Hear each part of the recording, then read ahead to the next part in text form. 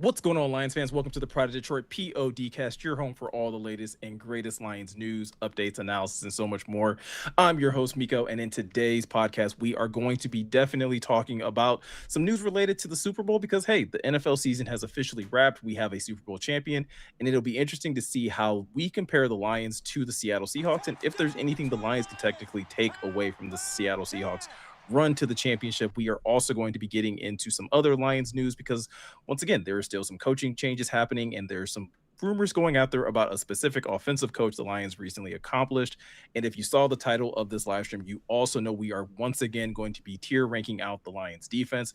We looked at the offense last week. This week, we'll be looking at the defense. That was a lot of fun. And we're going to jump into week 2 of doing that. But before we get to all of that, first and foremost, let me introduce my amazing co host, because if you're watching this on our live stream, you'll notice we actually have an extra guest with us. So we're going to get to that in a second here. But first and foremost, we have your senior editor over at prideofdetroit.com, Ryan Matthews at Ryan_POD. Ryan, how are you feeling? I'm well rested after that game last night. Thought about going to Yeah. sleep after halftime. So But you at least stayed up, to at least enjoy halftime a little bit, let's of say. course, Or did you of click over course. to a different I'm kidding. How dare you? We are also joined by our editor-in-chief over at pridedetroit.com as well, Jeremy Reisman at Detroit Online over there on Twitter. Jeremy, how did you feel about the Super Bowl yesterday?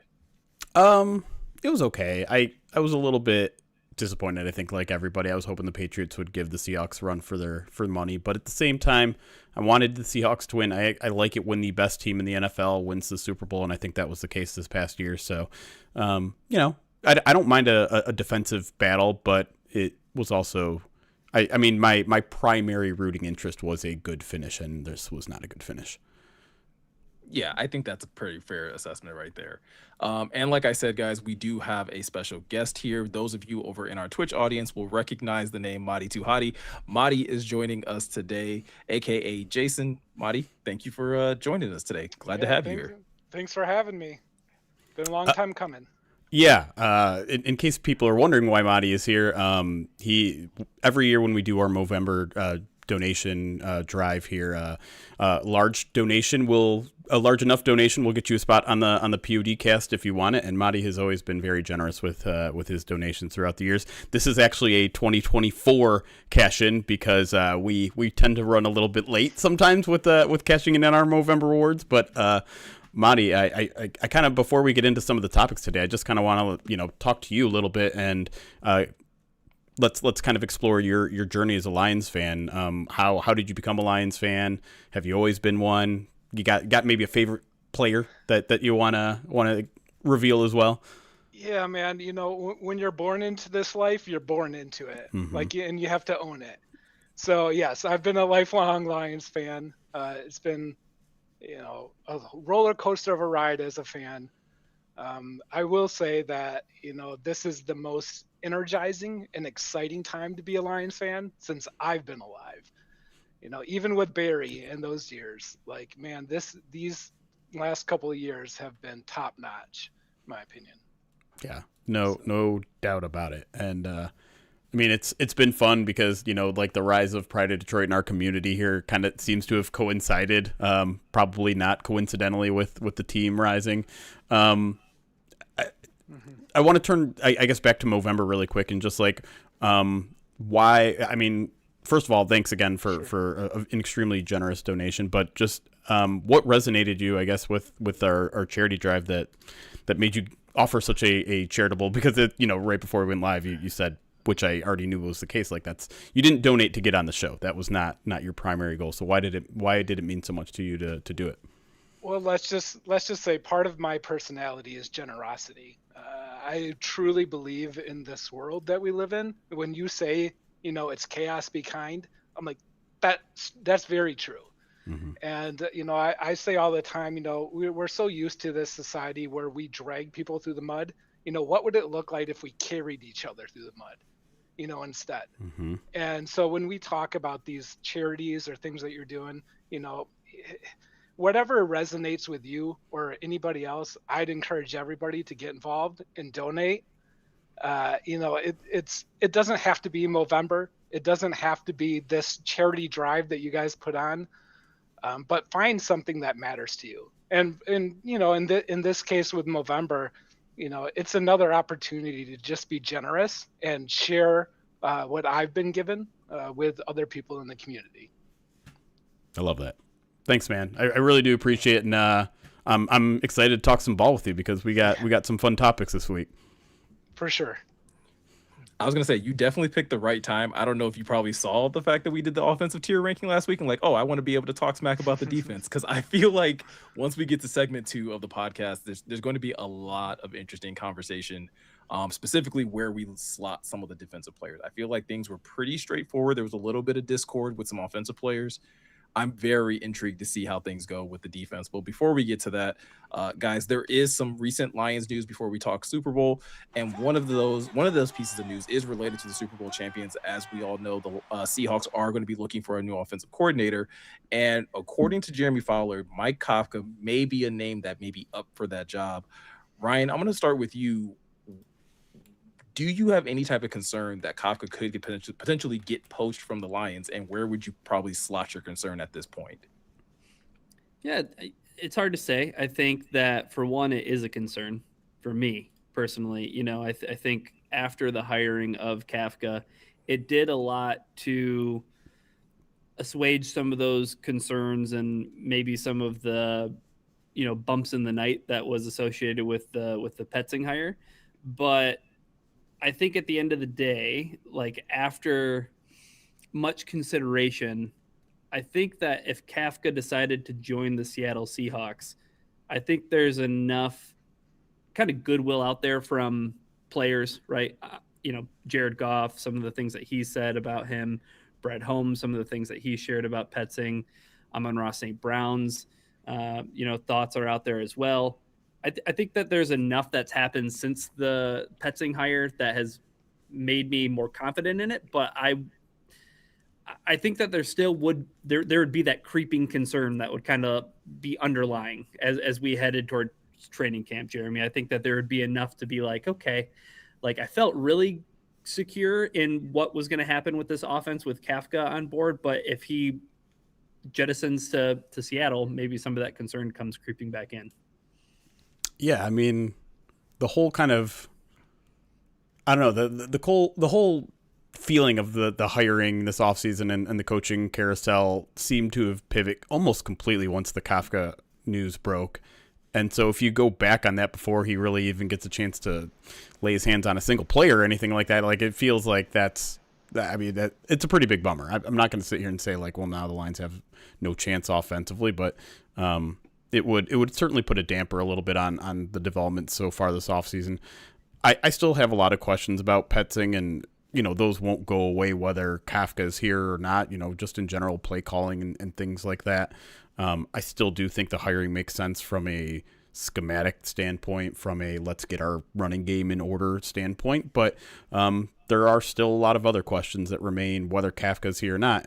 But having two new, fresh minds in that coaching staff is something that has just been very appealing to me, and so I'd hate to see it go now. This is just dot connecting at this point, right? Like this isn't Jeremy Fowler is like, hey, this guy interviewed for the head coaching job 2 years ago. They liked him. That doesn't mean Mike Macdonald's going to like him, right? Like that's a different conversation to be had. But it is someone like on their Rolodex. It is someone that I'm sure Kafka is probably has some sort of impression from the Seahawks from that interview as well. So, I'm not ready to like start panicking or anything like that, but I would just say put an early damper on the offseason if that were to materialize. Yeah, and you say that like, he's this big part or integral part kind of this new development and everything. Like, look, I want to give Petzing a chance. Right. And I don't know how much of Mike Kafka would really leak into what Petzing wants to do. Maybe I'm a little bit more of the belief that it's just let Petzing play it out. Let's see what we're going to do. And I think that's why like my concern is on the minimal side as of right now, is like we don't even know necessarily the role that Kafka is expected to have in this offense, and we don't know what type of collaboration him and Petzing were even going to have. So if he were to get poached, I think we're all in agreement. There would be a little bit of like a, oh, that kind of sucks, but like I don't know if I would be devastated to the point of like, oh, this offense is going to like be terrible.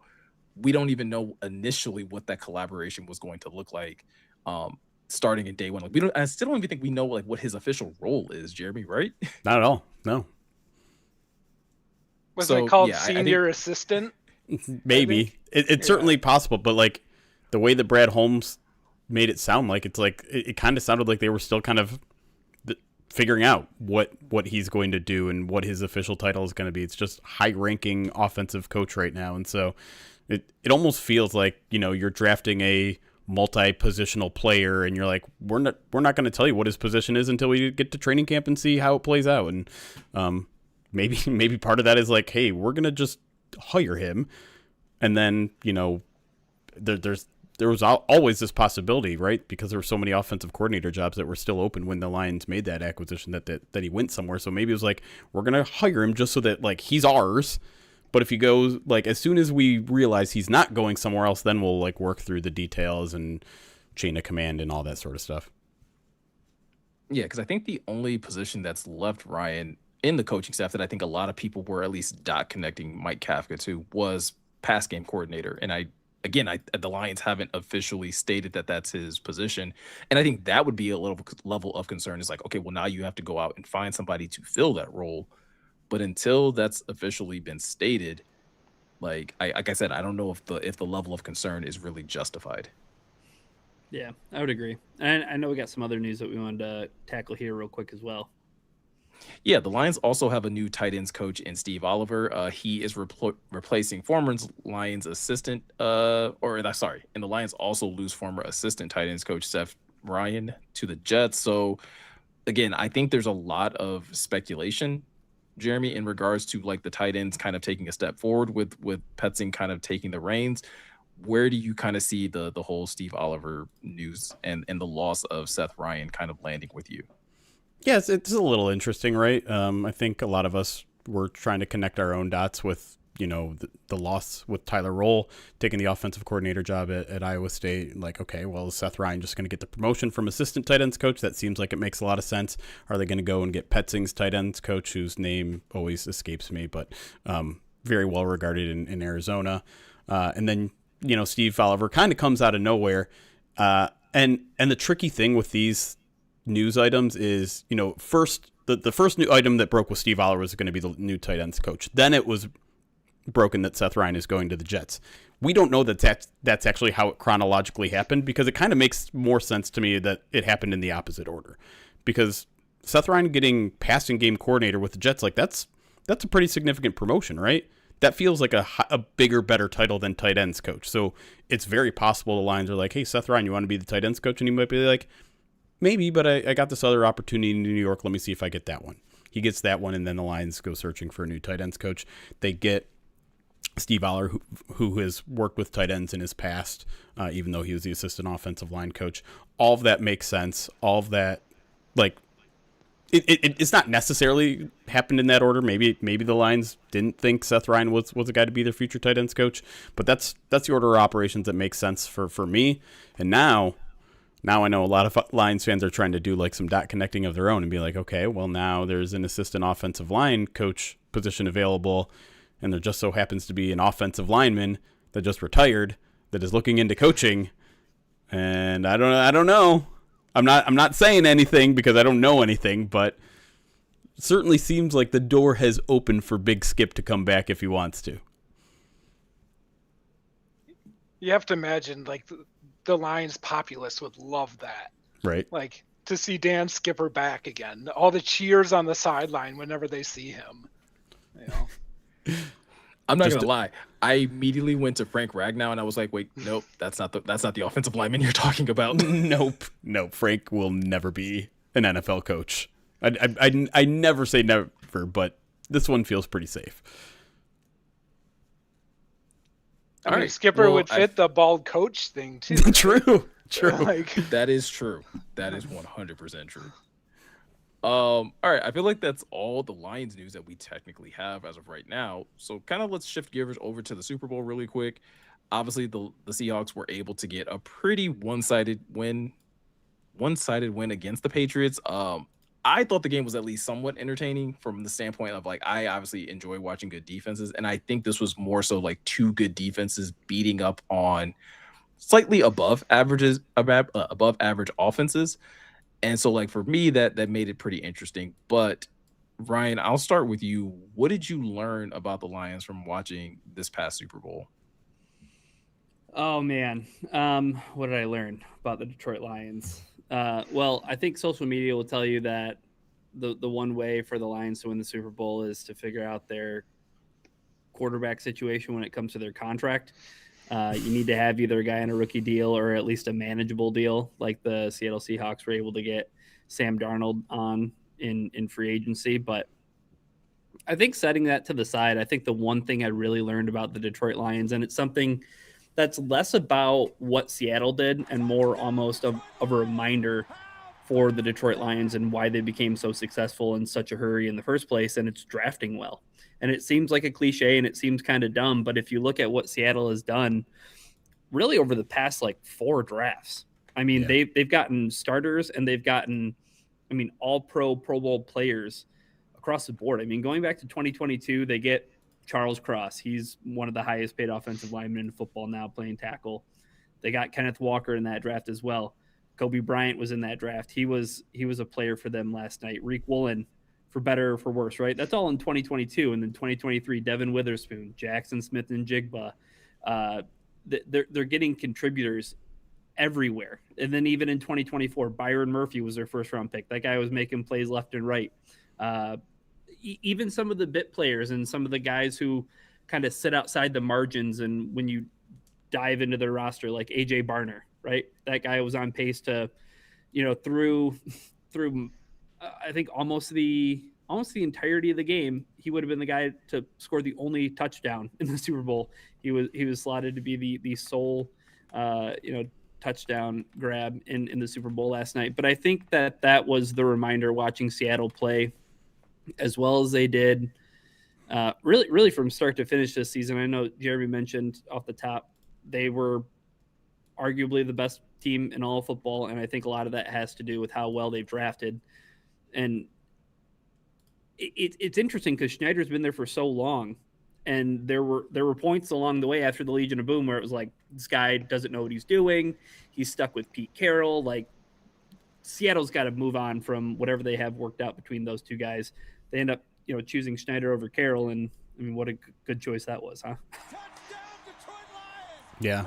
The roster building aspect of the Seahawks is really interesting because I feel like you can pick whatever you want and say like, oh, this is how you do it. You can say, oh, it's through the draft. Oh, it's through free agency. You get Sam Darnold. You get the young quarterback. You make bold trades, and you say like, hey, a mediocre quarterback isn't good enough. Let's send him away and get a cheaper one. A guy like DeMarcus Lawrence you get in free agency. Shaq Griffin you get in free agency. Like, load up on defense, load up on offense. Like whatever you want, you can make the argument for. I think it's just a matter of like, hey, you just did everything right. Like there isn't a pattern here. There isn't like a code that you crack. It is drafting well. It is making some bold trades. It is making some good free agency moves. I don't think anything Seattle has done has been like markedly different than how the Lions approach free agency in the draft. There are bold swings here and there. They make a trade deadline move that pays off quite well in Shaheen. So like but the Lions don't. There's this idea that the Lions aren't willing to do that, and it's very silly considering they made one of the bigger trade deadline moves last year, and so I don't know if I learned anything about what the Lions need to do in terms of roster building that Seattle's just doing that much better of a job at, other than like they drafted better in recent years. Like that's it, and okay, Brad Holmes could very well start drafting better starting next year because he's done it for 3 years in a really impressive manner. When I watched the game, and maybe this is just self-serving some homer takes here, but obviously defense pressure on the quarterback was a huge storyline there. And granted, I only have the live view to fall back on, but it felt to me like the pressure they were getting was power. It was exactly what Lions fans hate about the Lions approach. It is going through your guy instead of around their guy. And I don't know, that made me feel a little bit more hopeful. And it felt like they were getting a lot of push from the middle. Like Drake May wasn't finding that many rushing lanes because the pocket was enclosing on him. Like they were doing what the Lions really like to do, and they did it effectively. And so maybe it isn't a schematic thing necessarily with the Lions. Maybe it's more personnel. Maybe they need someone who's just a little bit more consistent. And, I just wrote about the defensive tackles on PrideDetroit.com. Like, the defensive tackle outlook actually looks pretty good to me. You get Tyleek in year 2 and hope he takes a year 2 jump. You get Aleem McNeil another year off his ACL injury. Maybe you get Levi Onwuzurike providing some of that interior pass rush that you didn't get. And then if you can, bring back Roy Lopez, who was probably one of the best defensive tackles on the team. And so you combine that with Aiden Hutchinson and then hopefully some sort of addition on the other edge. And it's like, you don't have to squint that hard to say that could look kind of like what we saw last night. And maybe I'm taking the homer take there, but I don't think the Lions are that far off from having that type of pass rush. But granted, a lot of that is like, if this happens. Like, a lot of things have to go in the Lions' favor where it hasn't gone in the Lions' favor in recent years. Yeah, and you talk about Leonard Williams, another trade that they made. Mm-hmm. Granted a year off of that, but like Will Campbell was in Drake May's lap. I feel like half of the game getting plowed over. So, I mean, yeah, you're right. Your live view was what we all saw. Right. Important of offensive line, right? Like, I saw a lot of people talking about that, too. Like, hey, don't have the Patriots offensive line or you're not going to win a football game. You're not going to win the most important football game. I agree and I disagree because I do think, like, the Lions, I think they have this similar approach where it's like, oh, like, power is the way to get there. But at the same time, like, it's not executed the same. And I think that was probably my biggest takeaway. Probably like 1A of my biggest takeaway from the Super Bowl is like the importance of philosophy. Because I think, to your point, Jeremy, schematically, I think it's fairly the same. Philosophy, though, is what we saw in terms of how it was executed. They're perfectly fine trying to use power or using their front four to try and generate a pass rush, but it's the idea of like how quickly they get there. And I think that's something this past season we saw just not happen consistently enough where they're able to generate quick pressure and be able to force quarterbacks into bad decisions. And I do think that is partially, like I said, a philosophy thing and a little bit of personnel based, right? Like, I don't know if you have a guy on your defense in terms of a pass rusher, whether it's interior or on the edge, that wins quickly consistently, whether that's with power or just with speed or with, bend or anything like that. And then the other thing is health, right? Like, it's the thing where you're just like, well, the Seattle Seahawks are healthy defensively. You're not talking about them doing all of these things minus a guy, like, and that's exactly the case for the Lions the last 2 seasons is, man, this defense is playing okay, but they're missing X, Y, and Z. And what would this defense be if they had the following pieces? And I think that's a thing where you combine, those 2 things combined with what you guys are talking about in terms of drafting well. And yeah, maybe the Lions can finally get to that other level, which is the Super Bowl, by just continuing to retool the roster and add valuable pieces and then try to stay healthy and play at a really high level and be able to execute at a high level. Isn't that what Amon-Ra said this week too? They just needed to stay healthy. Yeah. I'm I sure. Feel like that's what he said. If you look at some of those like injury stats and take what you will for those metrics that are pretty subjective and trying to spit out, objective data, but like the Seahawks were a top 5 healthy team. I think the Patriots were top 10, if not top 5 in terms of healthiest teams. And the Lions were a bottom 5 team. That sort of stuff, it matters. You can say it doesn't, you can say no excuses, but the data is pretty clear. If you go back and look at adjusted games lost, which is, the DVOA version of that statistic that they put out in February or March every year, there's a pretty strong correlation between success and health. But the other part that I wanted to throw out there too, especially since we're talking about the Seahawks defense, like you always, whenever you're talking about pass rush, you always have to talk about the marriage between your back end too, right? Mm-hmm. And that's where the Seahawks are pretty significantly different from where the Lions are, not only in terms of personnel, but I think schematically. They lean into a lot more zone, and it felt like that gave Drake May a lot of problems. But also, I mean, just enormously talented across the board, right? Like Witherspoon has obviously worked out incredibly well for them. I think John Whitaker did a really good job kind of comparing the two units in the question of the day on Monday, and it's just like that's where the Lions have put a lot of investment in, but they just haven't seemed to find the right collection of guys, right? You draft a first and a second round cornerback. You trade for Carlton Davis last year. You invest highly in DJ Reed this past offseason in free agency, and nothing has like clicked completely. And I'm not saying those players are bad players. Maybe it is a little bit of the scheme. Maybe they need to play to those guys' strengths a little bit better. But it's clear I think the Lions could get somewhat close to the kind of production that defensive front was getting. They seem a little bit further off in the secondary, especially with all the questions at safety too, right now. And so that to me is something that I'd really like to see the Lions turn around. And I don't know if that means acquiring new players, coaching them better, like whatever it is. I don't think they're getting enough out of their secondary right now. And it's not like, Ryan, like they're like pulling in or bringing in like bad secondary draft picks. Like Terrion Arnold was like a 1A, 1B in his draft class. And Ennis Rakestraw for a lot of people was like a top 5, top 10 corner in that draft class. So it's not like you're going out there and picking bottom of the barrel guys.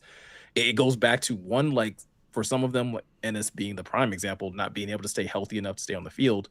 And then like Jeremy said, it just doesn't seem like anything is clicking. And to Jeremy's point, I don't know who you necessarily point at. I don't know if you point at the players. I don't know if you point at the coaching. I don't know if you point at the scheme. Like, but it for whatever reason, like the marriage hasn't been like perfect with the secondary.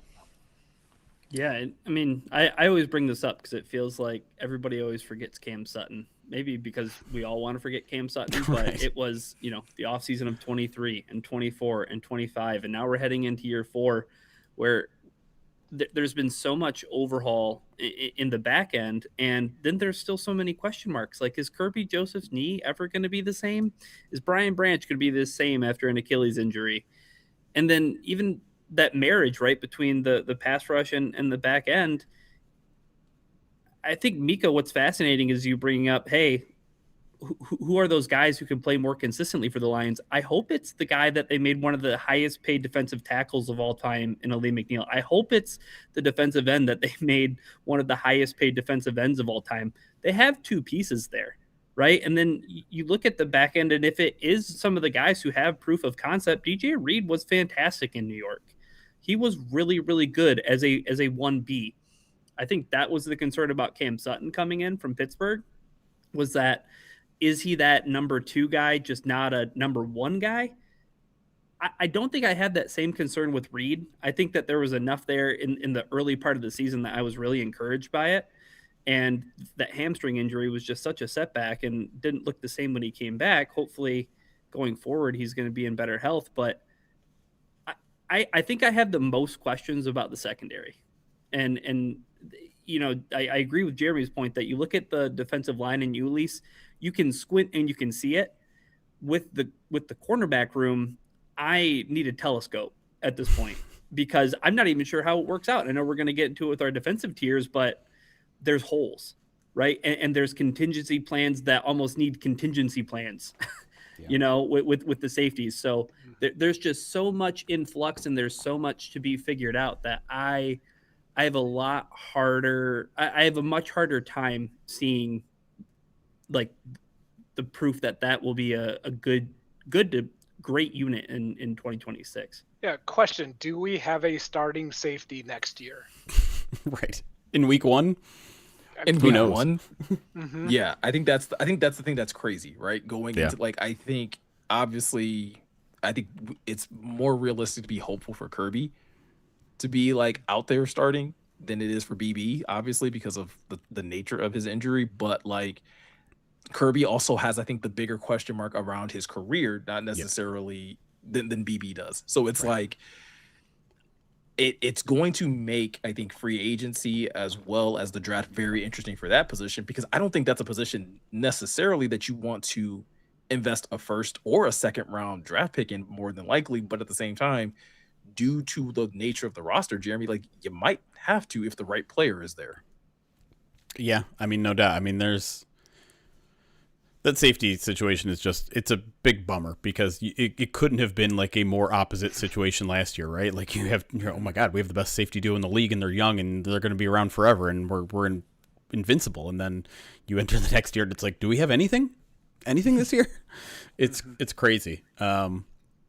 But they'll probably bring in some reinforcements. They got some okay play from some of their reserves last year, and I have to imagine they'll bring some of those guys around. We're definitely going to talk about some of them in the next segment here. But I wanna switch it to one more kind of like narrative of this game, and it's at the quarterback because I think Sam Darnold had plenty of critics hit through his entire career, including through last year, including from a lot of us after last year, and I'm curious if you guys think this is going to be one of those like Joe Flacco years where it was just like Sam Darnold is not going to be like the example of you can get by with a mediocre to good quarterback, or if he's just going to be the exception to the rule. Because I don't know. I look at that and I'm certainly encouraged. Like, well, if they can win with Sam Darnold and throw the salary cap stuff out there because if you restructure Jared's contract enough, you can have a similar cap hit to him this year. I look at that and I say like, oh yeah, Jared. Not that I had any question that Jared Goff is good enough to win a Super Bowl, but this to me like furthers like, yeah, you don't need an elite of the elite of the elite. It's not just the Patrick Mahomes and obviously I guess Jalen Hurts might not belong in that conversation in the elite of elite, but I think most people had Jalen Hurts well above Sam Darnold, and so. Has the bar officially been lowered for what you need to be a Super Bowl winning quarterback? I feel like the bar has always been there, though. Like, I think there's been enough examples of like average to above average quarterback play being enough to help you win a Super Bowl, as long as there's a part of your team that is excellent. Like, that's the caveat, though, right? Like, you can't expect to get to the Super Bowl having an average quarterback and an average defense, or an average quarterback and an average run game. Like, something on your team has to be like top tier. And you talk about that with the Baltimore Ravens of the past too, right? And Trent Dilfer. I mean, the Seahawks last night played like that team. And so can Sam Darnold win in that situation? Absolutely. Can Jared Goff win in that situation? Absolutely. I think the thing that was a big takeaway for me as well with the Patriots was you just got to get there. Just get to the playoffs, and all of a sudden the road in front of you will open wide up, right? You get to play the Chargers, and you get to talk about a team that didn't have a quarterback, even though they had an elite defense, right? The Houston Texans arguably had almost just as good of a defense, in my opinion, as the Seattle Seahawks. If C.J. Stroud doesn't turn the ball over 5 times, right? And that's why I made that comment after that round of the playoffs where I was like, if Jared Goff is the quarterback of the Houston Texans, I think the Houston Texans are going to the Super Bowl, which was case in point last night. But that was my big takeaway from the Patriots side of things was you just have to win to get in. And once you get in, who knows what can happen. And I mean, going into the championship game, it was like, oh, they don't have to play Bo Nix. I mean, even in the Super Bowl, right? Like, a couple of those early Sam Darnold throws came pretty close to getting picked off. And if they happen, like, suddenly the Patriots have a chance, even though they're clearly the worst team. You just need to catch the team on the wrong day, and who knows. And he didn't turn the ball over. Yeah. Right? Like, he took care of the football, and we know that Jared Goff will take care of the football more often than not, Miko. And I think that is maybe the formula that came out of last night is quarterback who won't make mistakes, plus defense who takes advantage, right? I mean, it was almost offensive ineptitude on the behalf of the Patriots in the first half, right? Like, it didn't feel so much like the defense was swarming. It felt like, well, it felt like that, but it more so felt like the Patriots just aren't in the same class when it comes to offense versus defense.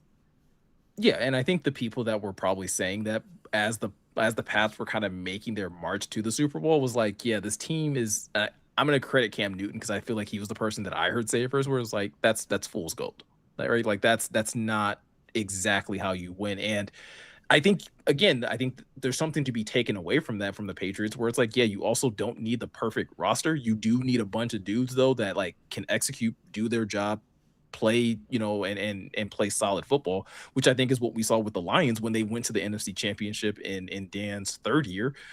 But like, it's I think getting to the Super Bowl is obviously difficult, right? I think we can all agree on that.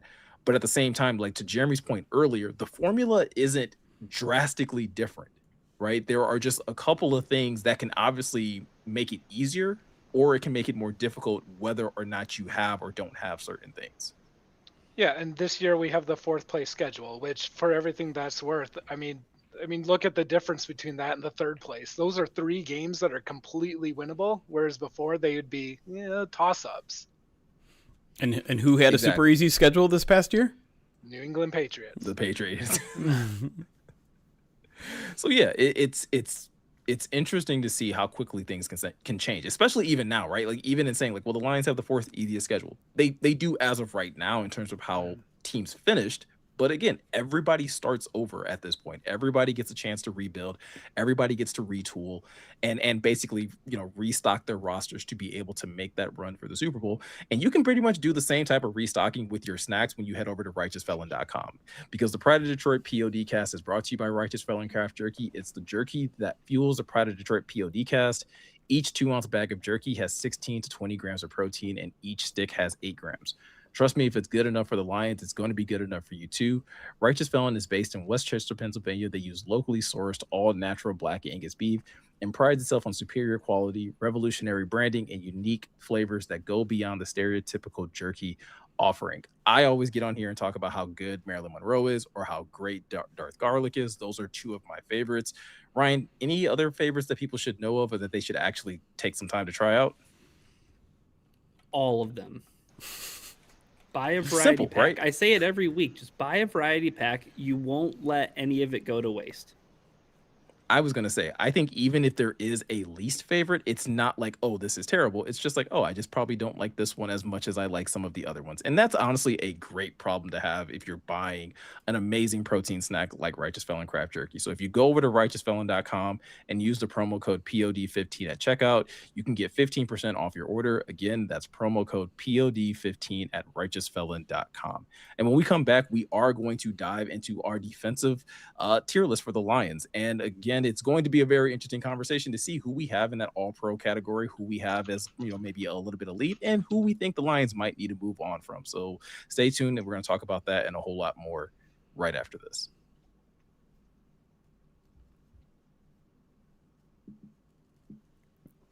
All right. We're on break. I'm not going to change scenes, so chat, sorry you're not going to be on the screen. It's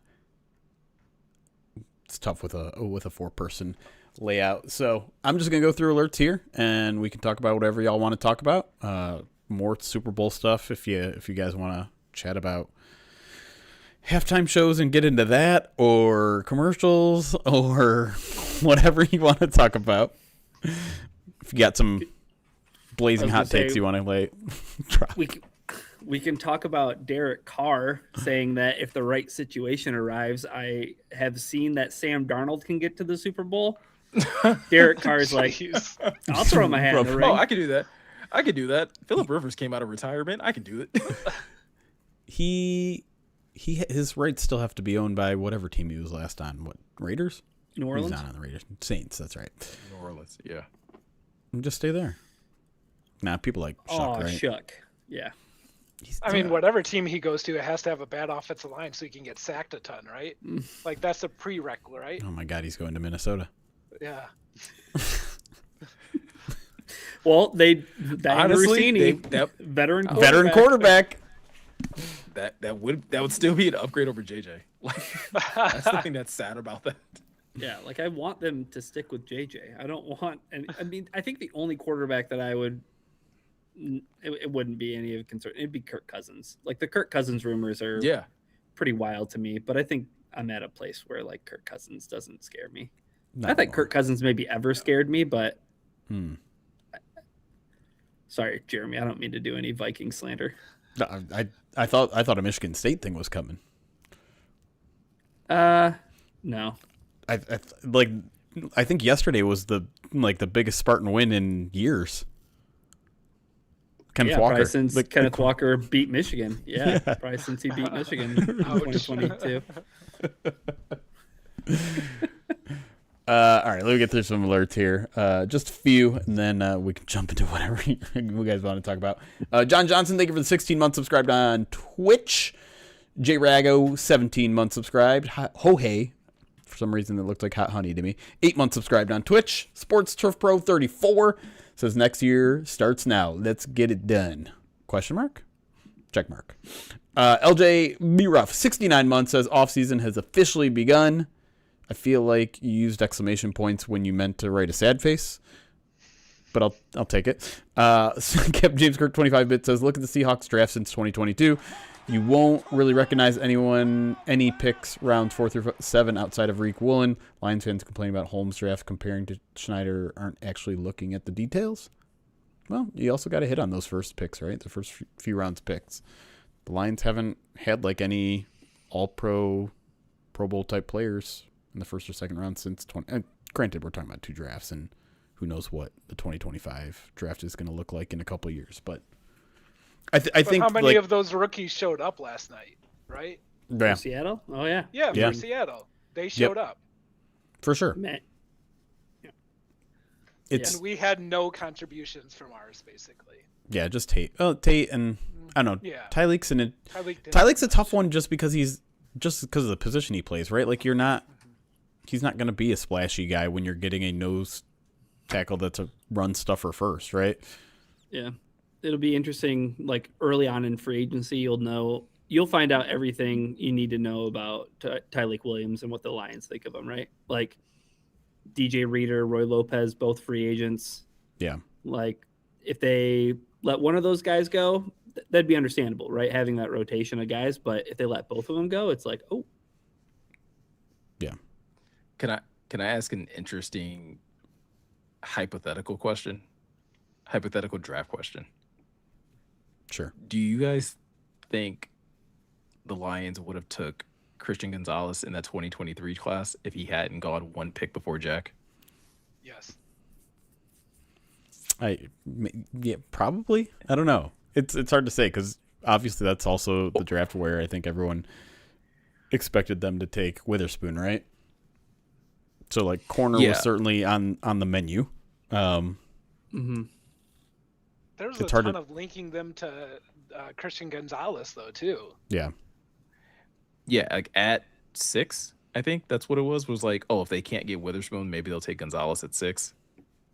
And obviously, it's come out that like Ja was like at least number 2 on their list after Witherspoon. Yeah. Yeah, I think that 6 was too rich for Christian Gonzalez. Like if I'm thinking back to that draft, it was Witherspoon, but then it was like they weren't in the same tier, especially for the Lions, right? Like Witherspoon was the dude, but I think it's an interesting hypothetical to go down. I think I'd rather have Jack Campbell right now. Now, instead of Christian Gonzalez. Well, you'll get your argument when we do the tier rankings.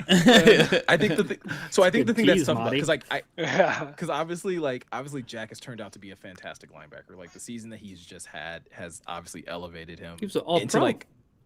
I was gonna say it's elevated him into that same type of conversation that I think Christian Gonzalez is amongst corners, but also considering like where the Lions, like what we were just saying about the Lions secondary. Man, having Christian Gonzalez would be nice right now. But also, like, where does that leave your linebacking core without Jack Campbell? I understand that you're trading 1 for 1. I understand that, right? I understand that at that point in time, we're playing whack-a-mole here, Miko. Right. I get it. That's why I said it's right. It's an unfair hypothetical because Christian Gonzalez went a pick before, so it's not even like a situation of like. It's literally a hypothetical. Like if they had the opportunity to take him, do you think they would have took him or Jack? And like, I do kind of lean. I think they probably would have taken Christian Gonzalez. Where do you think, if we were ranking the tiers right now of Christian Gonzalez, where would he be on our tier list? Has he gotten an All-Pro yet? I don't think he has. I don't think so. He's probably a good player, could be elite. But he's if not, it's definitely one of the top 2 tiers. Mm-hmm. Yeah. I would be tempted to put him in, like, despite him not having an All-Pro, I would be tempted to put him in that category. Yeah. Because I just think he's that good. Right. To me, that first category, and you guys don't have to have the same standard, but to me, that first category is just like top 5 at your position, essentially. Mhm. Yeah, you don't No, and I think necessarily that's have I think to that's a have fair an category. all-pro. Yeah. Yeah, because I think they only get to pick 4 corners anyway. So Yeah, I mean, there's a lot of corners at Surtain, play. yeah. I think at the base of this question is also it's kind of a positional value question, right? Would you rather have a top tier linebacker? Would you ever top tier corner? Which is more foundational to your team? I would say the Lions probably value linebacker more than most teams, but I would say in general, corners are more valuable than linebackers. So again, this comes at a very foundational question about, do you think the Lions are doing the right things when it comes to building a defense? You know, are they prioritizing the right positions when it comes to defense? It's why the draft class was criticized, right? It wasn't just running back that was considered low value. It was linebacker. It was tight end and safety. But again, the Lions do value those positions a little bit more, and tight end has certainly become more valuable maybe across the league than it was maybe 3 years ago. And so these are, I think, maybe the areas where you can actually throw some more criticism at the Lions that I feel like isn't getting thrown. Like everyone's focusing on you missed on.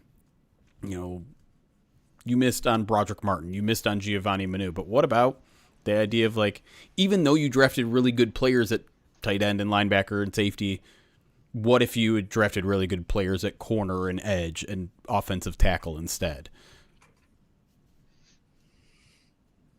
Yeah. Was there any cornerback that went after Jack Campbell that has made a big impact?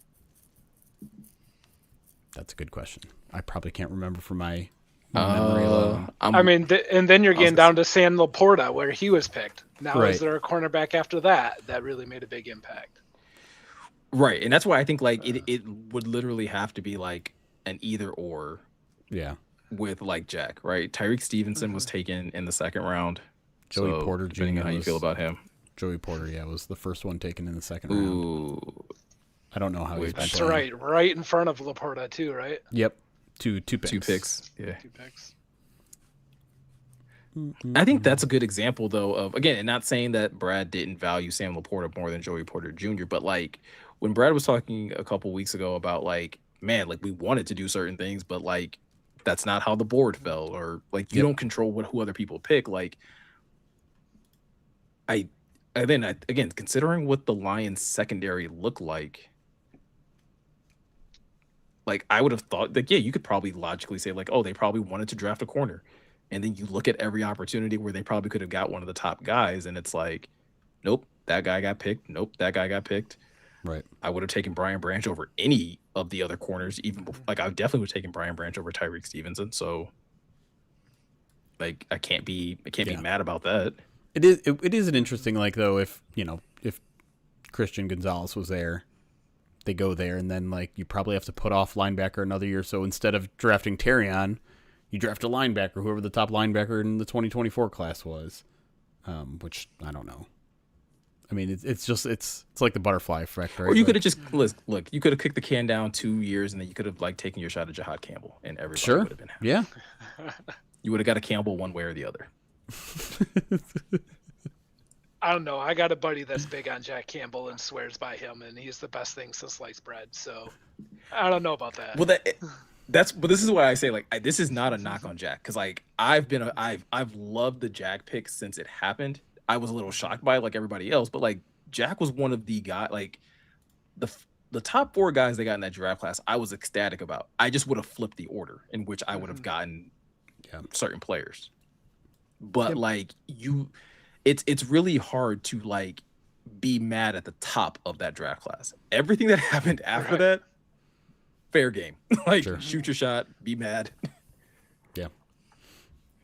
All right, let me get to the last few alerts here, and then we can jump to whatever. Jason Arnick, thank you for the 13 total months, 5 in a row. Says it's my Jalen Mills anniversary. Listcast your position at 17 in draft. Your wish list at 17 in draft position, maybe even player trade back. Oh, let's cast the positions we would take. Yeah, technically, it wasn't an official list cast request because it didn't use channel points, but a sub's more valuable to us anyway, so we'll take the sub. I hate doing a positional wish list for free agency a little bit, but I mean, if you're talking about like long-term openings, needs for this team, offensive tackle is going to be on that list. An interior offensive lineman is going to be on that list. An edge player is going to be on that list. Maybe a linebacker. Maybe a safety. I don't know. Give me offensive line all day. Yeah. I think because like where I'm at right now in the offseason and looking at the Lions roster both in terms of how they can compete in 2026 and the long-term vision, it's not going to surprise anyone that trade down is very high on my priority list right now. Especially without a third round pick, man. Yeah, and is that just from is you feeling that way just because of the state of their roster in terms of the needs that they might have moving forward, or is that like partially informed by like, hey, I don't know, the difference between pick 20 and pick 40 is I don't know the draft class well enough to say that like the 17th guy off the board is going to be the same level as 23 or 24 or whatever. Mm-hmm. How many first round grades does Brad always say they have a year? 12? Right. 12 to 15-ish, right? I think he had 14 in the 2023 draft, and they got 4 of them, which is wild to argue. Yeah. But no, I mean, like, I just think you look at the holes on the roster. Like I said, there's 2 on the offensive line. There's a long-term need at tight end too. There's maybe a long-term need at running back too. You're pretty good at wide receiver, pretty good at defensive tackle, but edge, you probably want another long-term linebacker, maybe 2 even. Like I don't know if Derek Barnes is long for this team after next year. Your corner position, like you like to think that DJ Reed and Terrion Arnold are your 1 and 2 for the next couple of years, but you don't know if that's true. And then safety is just like a big hole of I don't know. And so, where last year we were talking about like, I don't know if anyone their draft is going to start because their team is so deep. Now it's just like 5 guys could start, 6 guys could start. Again, that's going to change after free agency, but can you imagine I still feel like that was probably one of the... if they took an off the ball linebacker at 17. It'd be wild. I would like. I think Morgan and I were planning to like try to stream that day, and I would literally end the stream. Like we're not even gonna talk. We're not even gonna talk about this. A lot of interesting developments with David Montgomery, though, huh? Going to the Pistons game, sitting courtside. Some of those quotes on Radio Row down at the Super Bowl made it sound like he's like, oh, Petzing made it very clear what he wants. I'm excited. I think we're going to... Did he even say like he thinks that the Lions are going to be in the Super Bowl next year? There was a lot of we talk. Yeah. There's a lot of we talk. And I was like, I don't know if it was like definitive French now or... Yeah, that's somebody that was sat down, probably offered an apology, and then said, hey, this is exactly how we plan on using you next year. Yeah. I just don't understand the people that want him cut or traded. Like, man, the value that he brings to this team is tremendous, even if it's not 20 carries a game. Right. Like, he's amazing. I love him. It's a lot harder to replace David Montgomery than it is to just keep David Montgomery, in my opinion. Mm-hmm. Yeah, for sure. I don't know. I bought a jersey of him because I love him so much. Yeah. But he's amazing. It speaks to your point too, Jeremy, though, that, you look at all these holes. It's like, I don't want the Lions to have to invest a draft pick on a running back, or I don't want to have them have to invest free agent dollars when they could be spending those free agent dollars elsewhere. Like, just like run it back with what I know that works. Right. Why create a hole when you don't have to? Yeah. Why create a hole that you have to fill? Because I think after our discussion about the offensive tiers last week, like, I don't think any of us are comfortable just being like, Sione Vaki, you're next up. Right. I mean, No. it's why I'm like, I understand the Graham conversation for what it is, because 7-8 million is a lot. It's a big cap hit for a guy that couldn't, maybe like was kind of benched towards the end of last year. Yeah, Like bench for a game. Yeah. Now that may not have been the greatest decision, and it may have literally cost the Lions a chance to make the playoffs. But it got Kingsley Aguac a roster spot and a job somewhere else. It did. I don't Silver know lining. why. I'm not sure if he He was holds on to promised that. the starter job, wasn't he? Which is also wild, considering like that coaching staff isn't there anymore. Right, Oh, right. yeah, they were lying. Or they were making promises that they literally could not keep. Did they think that maybe like getting Kingsley Aguac might get ownership to think differently about One, the job? okay, one more year. You got a Guakin. You guys get one more year. Yeah, I was sitting around the Christmas tree watching that Kingsley Aguac. Look at that shrewd move these guys did. Man, we need them here still. All right, 2 more alerts, and then we can either continue this conversation or jump to what is going to be a lengthy second segment, I'm guessing. Q note, they give the 14 months as Amon-Ra anniversary, your Super Bowl 61 MVP. Wait, really quick. Yeah, if it's not Gibbs. Were any of you pulling for kicker MVP? No. So honestly, my fear was who ran in that touchdown for the defense? Like that last touchdown? Yeah. Was it I don't Nwasu? Maybe? Yeah, the linebacker, yeah. Yeah. Which, I what was, an like, incredible I was play. I didn't was realize terrified, until though, like that he was going to get it. I didn't realize until the third play that ball never even hit the ground. Yeah, I thought it was a fumble recovery. I thought it was a scoop and score for a touchdown. And then Right. seeing that it was a pick return, I was like, oh. I'm like, why aren't they focusing on whether this was a forward pass or not? And then the third play rolls around. I'm like, oh, it doesn't matter. Yeah, yeah, that doesn't matter. And they did eventually rule it an interception, I think, which means it must have been a forward pass. Yeah, because they took a sack away because I think the That's Seahawks right. were going to, was it tie or break the record I'm for not sure. most sacks in a Super Bowl? I think they had 7 and they dropped it to 6, but I don't remember if that was the record setting or I whatever. remember seeing 6 as the Yeah. number they had. Oh boy. Or Will Campbell, though. That guy is getting it the worst. Bro. What the did he have social like 12 medias. pressures or something? allowed? 14? 14. Dear Lord. 14 in the game, and they said, Miko, that he gave up 29 over the course of the postseason. Bro, the short arm memes were killing me. Yeah. And we want to draft a tackle in the first round, right? I mean, just as long as his arms are long, I guess, right? Yeah, that was wild. That's hard. Alien Vivitor, 59 months, subscribed on Twitch, says, will any announcements for contract restructures happen before the new league year? They'll have to happen before the new league year because you have to be camp compliant under there. The thing is, teams don't announce those.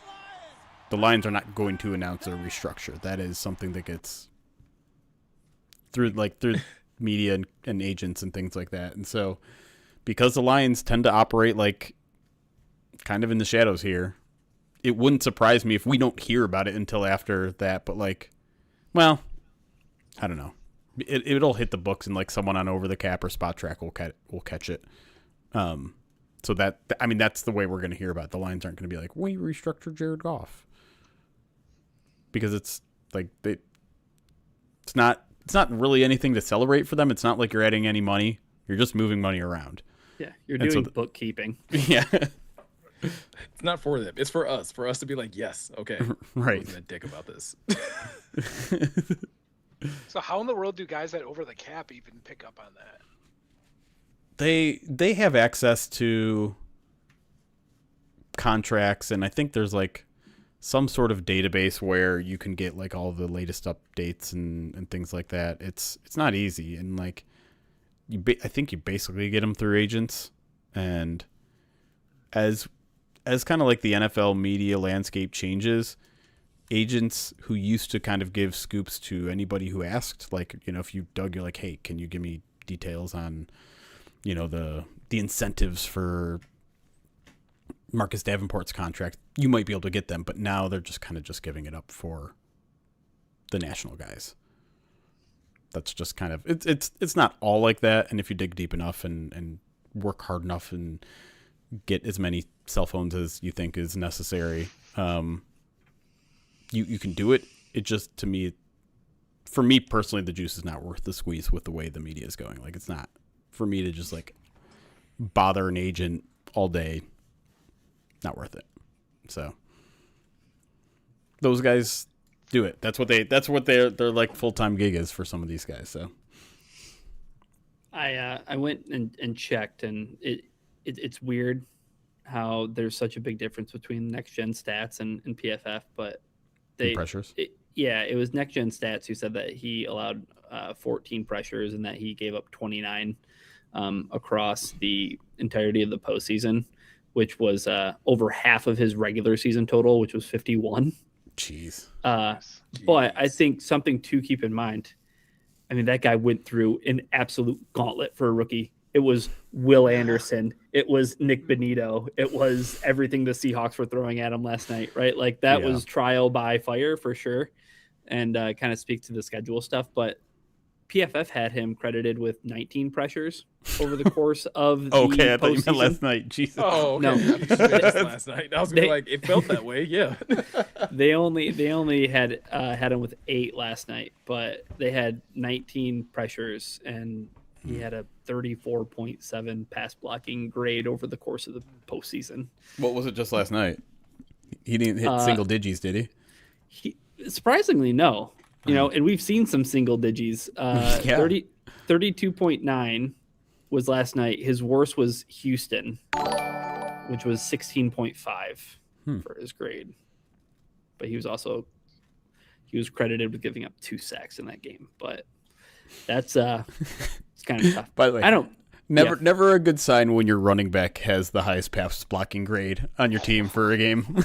Oh, jeez. Shout out Travion Henderson. It's not good. It's not good. That can't be possible. Like, really? Well, I was oddly gonna enough, say I don't.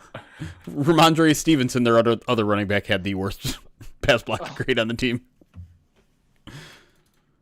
So it's his fault. It's his fault. Drake May got sacked. so Will many times. Campbell and Garrett Bradbury, their left tackle and center, arguably the 2 most important offensive line positions. Mm-hmm. Not so good. Can we all agree though? Like, the Patriots winning would have led to some of the most annoying storylines today about like how this is like the next dynasty, and like everyone would have just been like, "Oh, Drake May is the next. The Patriots' legacy continues." Yeah. Is there a reason that I spite betted Seattle to win this game? There sure was, and that was it. Yeah. That whole game, I was wondering, like, how anxious are the people that bet on first touchdown scored in this game? As we're like deep into the third quarter and there's still no touchdowns. I really wanted I a felt bad. touchdown-less game. That would have been amazing. You I just feel bad refund for all the people bets that at like that did point, right? squares. Okay. Oh yeah. Oh yeah, because it was 12 for a while. Was 12 the winning number at half? 2-0. Was it? Yeah. Was it? Was it 2-0 or 9-0? 9-0, right? It was- Yeah. But even more, just the Patriots 0 going across every single corner. Bro, like I text one of my buddies because he actually had like, I think he had 9, 2, and 6, and I was like, bro, the Pats are just screwing you right now. Like, you, Yeah. No. After that first half, I was like, I would probably rather watch the Turning Point halftime show than watch the first half of this football game. I would It have was probably bad. rather watched the comment section. I'd probably watch the. You could read it. How proud, Ryan, are you that we uncovered the Kid Rock lyrics that everyone suddenly found out last week about? We found that out, 4 years ago on this podcast? Yeah. Yeah. Yeah, there was a lot of like me just kind of like scrolling through things and being like, catch up, nerds. Like all of you guys hate Kid Rock now? What? Right. Now, Now, OG hater. By the way, This is in my blood. the quarters, the squares quarters were 3-0, then 9-0, then 12-0, and then 29-13, so a 9-3. So a couple 9s won, a 2-1, and then 3s and 0s. Jeez. Even zeros you don't always expect. A lot of teams score points every quarter. True, but like 10, you can get like you get a 10-0 game. sure. But you don't count on your zero actually as the number ever hitting. True. Did either of you guys at any point, like at the end of the second quarter, did it ever cross your mind that the Patriots could win that football game? No. No. The only thing was the Sam Darnold meltdown. It was like there's still a chance Like of that the Seahawks happening. have to lose. Yeah. Yeah, because the Patriots defense played a good game. So like, could they have gotten a pick 6 in that game that have given them a chance? Sure. But they weren't. I knew the offense wasn't going to suddenly wake up, even though like there was that 2-play drive where it was just like, oh, no. The Mac Hollins drive. Yeah. Yes. The other silver lining to that team losing. That psychopath doesn't have a Super Bowl championship ring. That first throw where there are 5 Yeah, Seahawks defenders. best throw of the night. And it's right there. Oh, yeah. Maybe the best throw of the playoffs. Like it was an incredible throw on just a horrid day for Drake May. Bro, I was such a hater on that play. It had nothing to do with Drake. It had everything to do with Mac Hollins. Like, great, this is going to justify the no shoes thing. Like, that's all I kept thinking. Such a weird gimmick. Like, oh, we get it. You like grounding. Dude, I get it. Like, did you see what he wore? I don't even know what we're talking about, to be quite honest.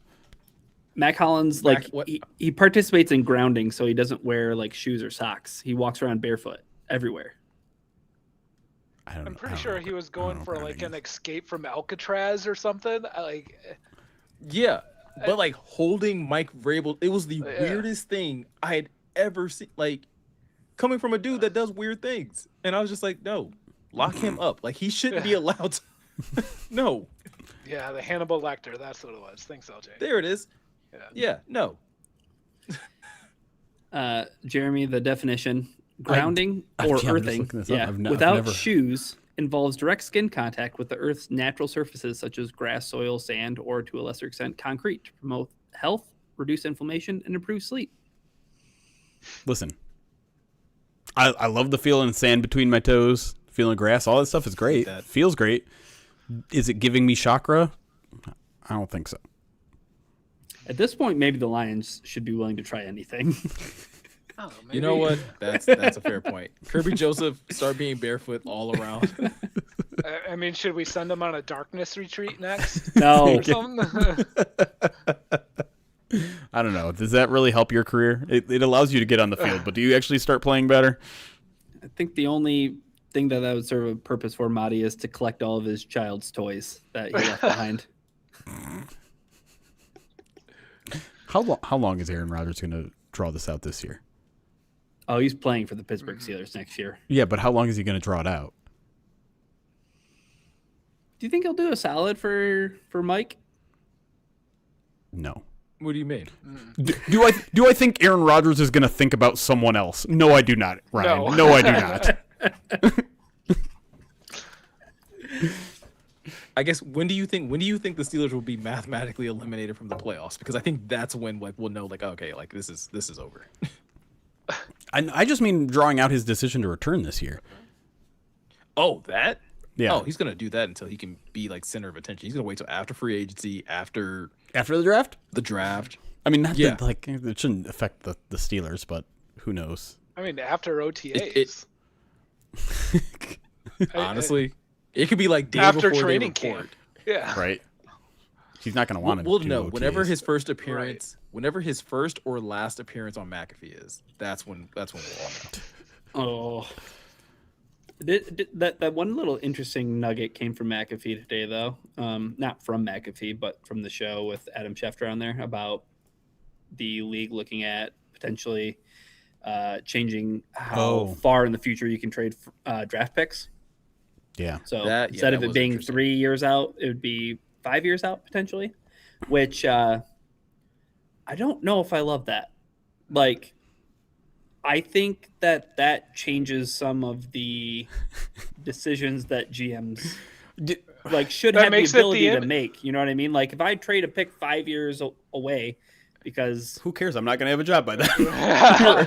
either Right. this is going to work or it's not going to work, and if it doesn't, well, they're screwed and I'm fine. Isn't that what the NBA does? It is, and look at how messed up trading is in the NBA. But it's kind of. But I think they I was probably like, look at messed that up and say and like it's confusing. awesome. I think fans love the NBA trade deadline more than any other trade deadline.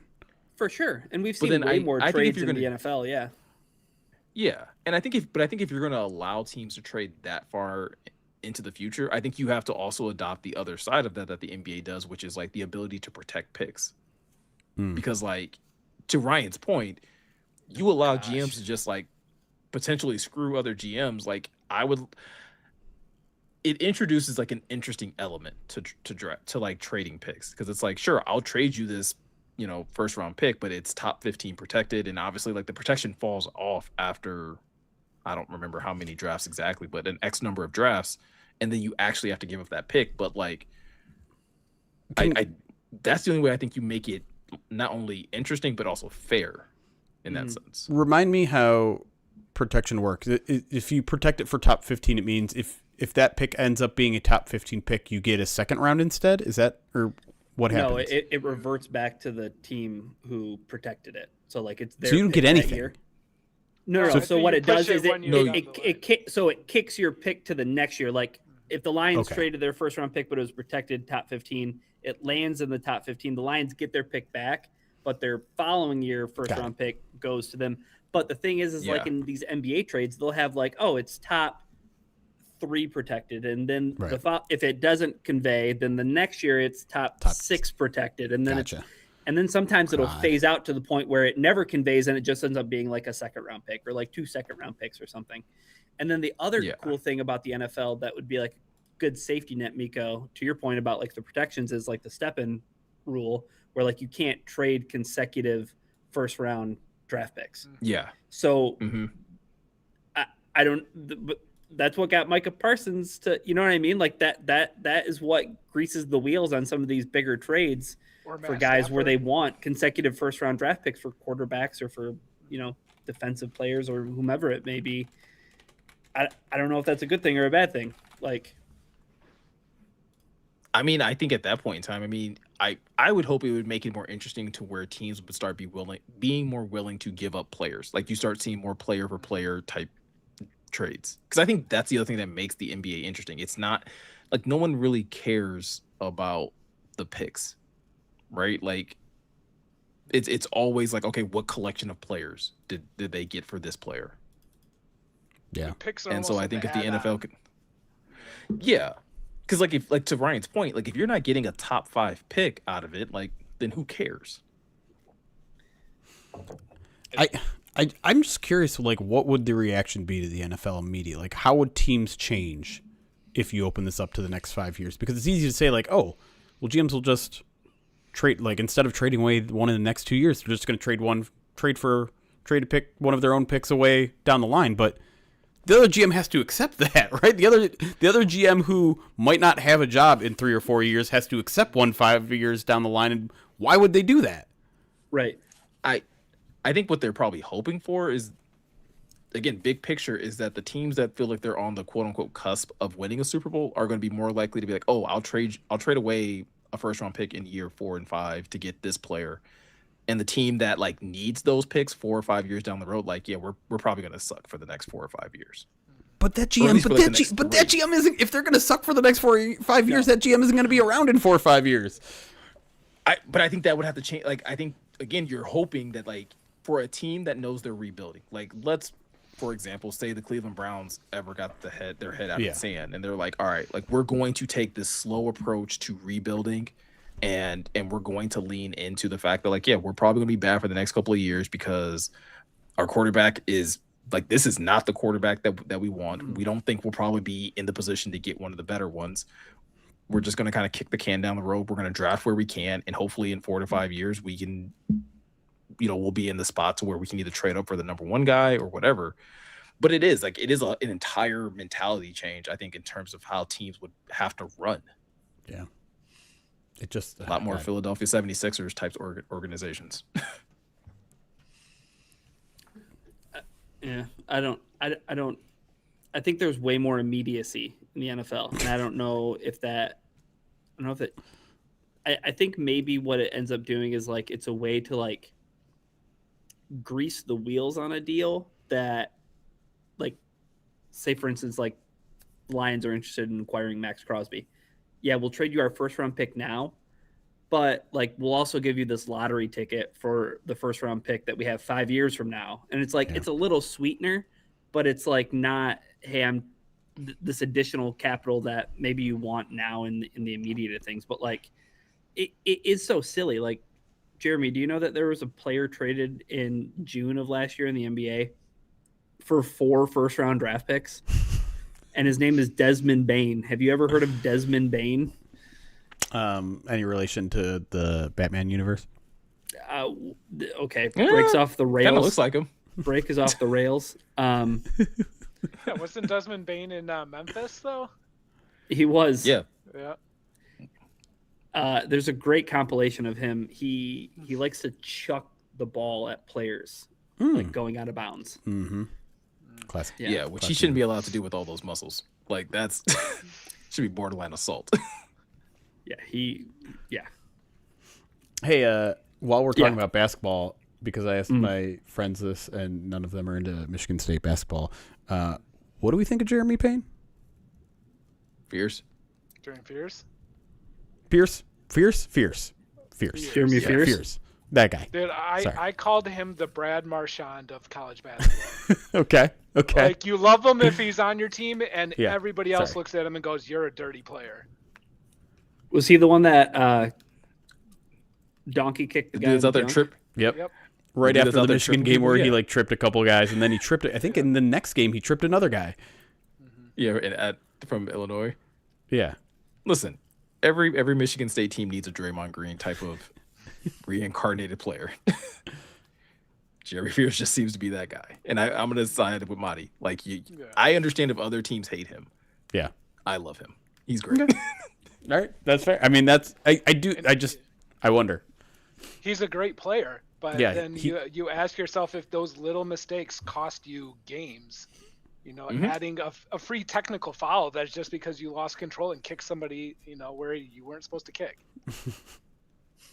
Yeah, he's probably going to end up getting like the Grayson Allen treatment once he gets to the league, where like the first time he has like any type of infraction with someone's going to be ready to fight him like on the spot. All right. I do have a Super Bowl commercial question for you guys. Did you guys see the commercial? It was an AI commercial where they were basically like, I can't remember who it was, but he was like basically going to like different workplaces and like having AI do the work for them. No, I don't.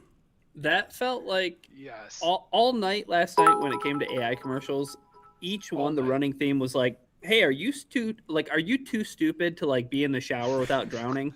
Like, can you not even perform the simplest of tasks? Are you like completely worthless at your job? Here's how you can fix all of it." You know what was? It was the one commercial. It was the one commercial I sat up at because there's a point in it where I think there's like a guy or a girl who's like in an office and she has to like fill out this Excel document, and he's like, I know "Hey," you're talking about and he's like, "Hey," like made a program. Yeah, and like it literally completed the whole thing. I was like, "Hey, no, you can't do like that's what I do. Like that's my job." We were all watching Super Bowl commercials. Miko was watching Terminator. Bro, I immediately was like, even my wife jumped up and was like, "Hey, no, they can't do that." And I was like, "Right?" The commercial of the night to me that felt like, no one in the building was like, this is not the right thing to do. Like, people are going to immediately assume something else about our company. Is it Ring or the the door camera. The missing dog. Yes. It's like, oh, we'll scan all your faces and see. Yes. I think everyone within their right mind immediately looked at that commercial and was like, "Oh, so you're gonna do that with people too, huh?" And like, how did no one at Ring be like, "Oh, we're just gonna like copy everyone's face and we're gonna know where your dog is no matter what"? And like, no one was like, "What if we do that with? Aren't people gonna realize we could do that with people?" Like, no one in that business was like thinking about, because I feel like everyone that I watched the Super Bowl with, like that was their first thought after seeing that commercial. And then I looked online and it's the exact same. Like, everyone's like, "Oh, great, Ring is going to destroy all of our privacy. Great." Yep. Or they already are, right? Right. They are, and they just want to let us know now. They're just like, "What are you going to do about it? We're tracking all your dogs." We're tracking all of your faces, but we can help you find your dog if you lose it. Yeah, don't worry. Just click this box to like share this data. Government surveillance. Can they roll out an update to like let my neighbors know that like when fireworks go off, it's not gunshots? Because like that would be awesome. The number of alerts that come up is like, I just heard gunshots. Oh, and it's like, no, you moron. We live in the suburbs. I know it's not. Like, I know it's not gunshots. I'm so confident. I had to turn those alerts off. I don't get them anymore. Your boy Maroc, thank you for 42 months subscribed on Twitch. Blitzing Line, £2. I'm sorry, $2. I'm so used to saying £2 super chats. That's just a $2 super chat. Says Will Campbell can join me and deliver for Amazon. Dang. This guy, I mean, man, is there someone you would like to be less than Will Campbell today? I mean, don't answer that question. You could get really dark answers to that question. Their guard got pretty beat up too. Yeah. Rookie guard. I don't think mean, Stephon guess you'd Diggs rather had a be great Drake. time. I don't know. He was spinning the ball, still down 20 points with 3 minutes left. I think he was having a great time. Does he know that That Cardi must have been left before though? the breakup. Is that before or after the breakup? I don't even. Now you're pulling celebrity stuff that I don't even know about. Yeah. Bro, I don't think anybody knew until they jumped on. I didn't know until I jumped on Twitter today, and I was like, oh. Like, supposedly they broke up, like, in the middle of the game. Yeah, like Cardi B found out that like one of Stephon Diggs's other baby mamas was at the game sitting front row, and she was like, "Oh, okay." And then basically, I think did you see Miko? They had some like $1.2 million after party planned, and like neither of them showed up to it. I could understand why Diggs wouldn't, but like, Hey, you know what? Circle life though. Someone got married at the Super Bowl. Someone broke up. I thought I saw some stat where there was like Stephon Diggs, more baby mamas than yards he had in the game. Oh, God. That's not fair. That's Tyreek Hill. We all know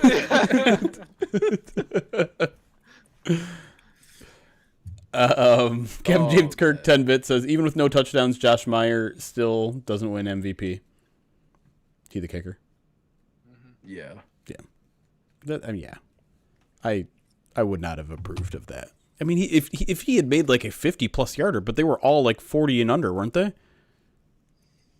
yeah, No, I think there was one. Yeah. There was one that was 50, wasn't it? was there? Maybe the one at the end of the first half. That one felt like maybe it was the longest. Yeah. But that was like the whole thing in the first half was just like, oh, it's Matt Patricia's bend don't break defense. Like the Seahawks just aren't good enough offensively to punch the ball in. I mean, through 3 quarters, who else are you giving it to? Kenneth Walker, even at that point? Yeah, I was very curious to see if they were just going to be like the entire defense. Yeah. Or give it to the defensive coordinator. Like, Yeah. Well, because that's the thing is that they turn in those ballots, I think, at the end of the third quarter. I think that's what we learned from the Rams. It's in the fourth quarter, The but Rams it's not. Bengals. It's like early. It's like before the end. Which is wild, especially these games that come down to the very, very, very end. oh yeah, I think it was the Rams one. Because Everybody was like, why didn't Aaron Donald win Super Bowl MVP? And it was like, oh, well, They do the voting before the game's over, and we're all just like, oh, okay, sure, yeah, that makes sense. So archaic. Like, what do you have to like the notes? Do they have to like travel down to the field? Is that why it takes like just set up an online poll? Just put a ring camera in the press box. Have everybody biometrically scan their face, confirm their voice print with data. Taking no time at all. We got some Nick the Greek donations, so hold on to your whatevers. 100 bits from Nick the Greek. If Jeremy shows up to the next press conference wearing a bald cap, the team is going to give him Tim 20 Man's shop. Do You know what? That might be the way. Do you want Tim 20 Man's job? I'm not going to go on record with an answer to that question. From the way he carries water for the team already, Oh, this would okay. be a natural fit, right?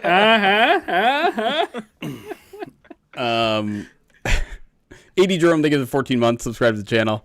Nick the Greek with another 100 bits says, little known fact about... Hold on, should I... Okay.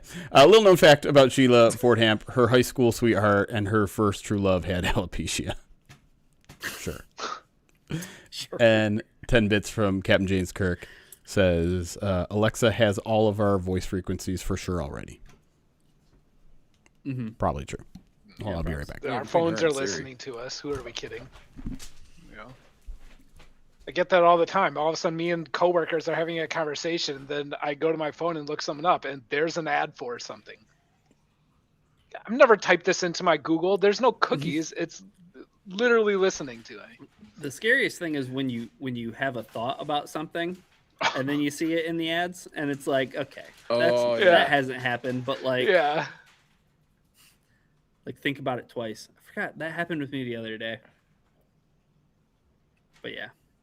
I can't say I've ever had a thought pop up in my ads. Yeah, I know that's I have. just pure. It's like pure coincidence, right? But like, it gives me pause. I was gonna say, I don't know, because again, I don't know about your experience. Some of mine have been like very random, where it's like I've never seen this before ever. Right. Why is this now all of a sudden? Yeah. Like I've never even seen anything related to this.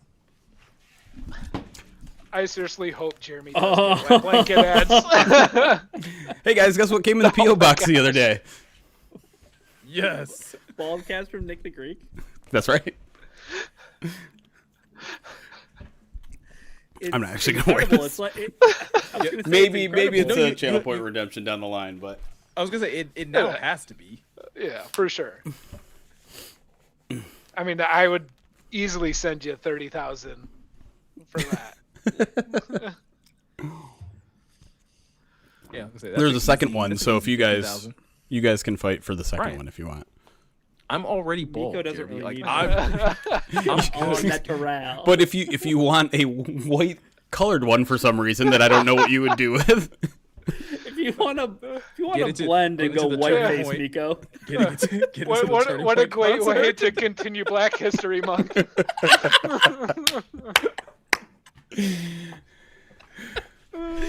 Hear me Peanut go butter. have that white cap. Oh You guys man. ever seen a reverse drumstick?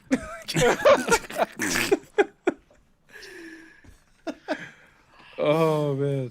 All right. You want to do segment 2? Because segment 2 is going to take a long time. Yeah, we should. Yes. So let me make sure I have something that looks okay for that. Pull that aside. Go like that. Share. Why? Oh, there we go. Screen. Wait. Chrome tab. Okay. That looks good. Does that look good on? Yeah. We can roll with that. Can I make us bigger, though? Probably not. Okay. Yeah, I don't think so. I think that works, though. All right.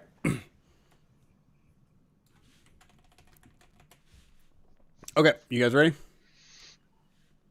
Yep. Great.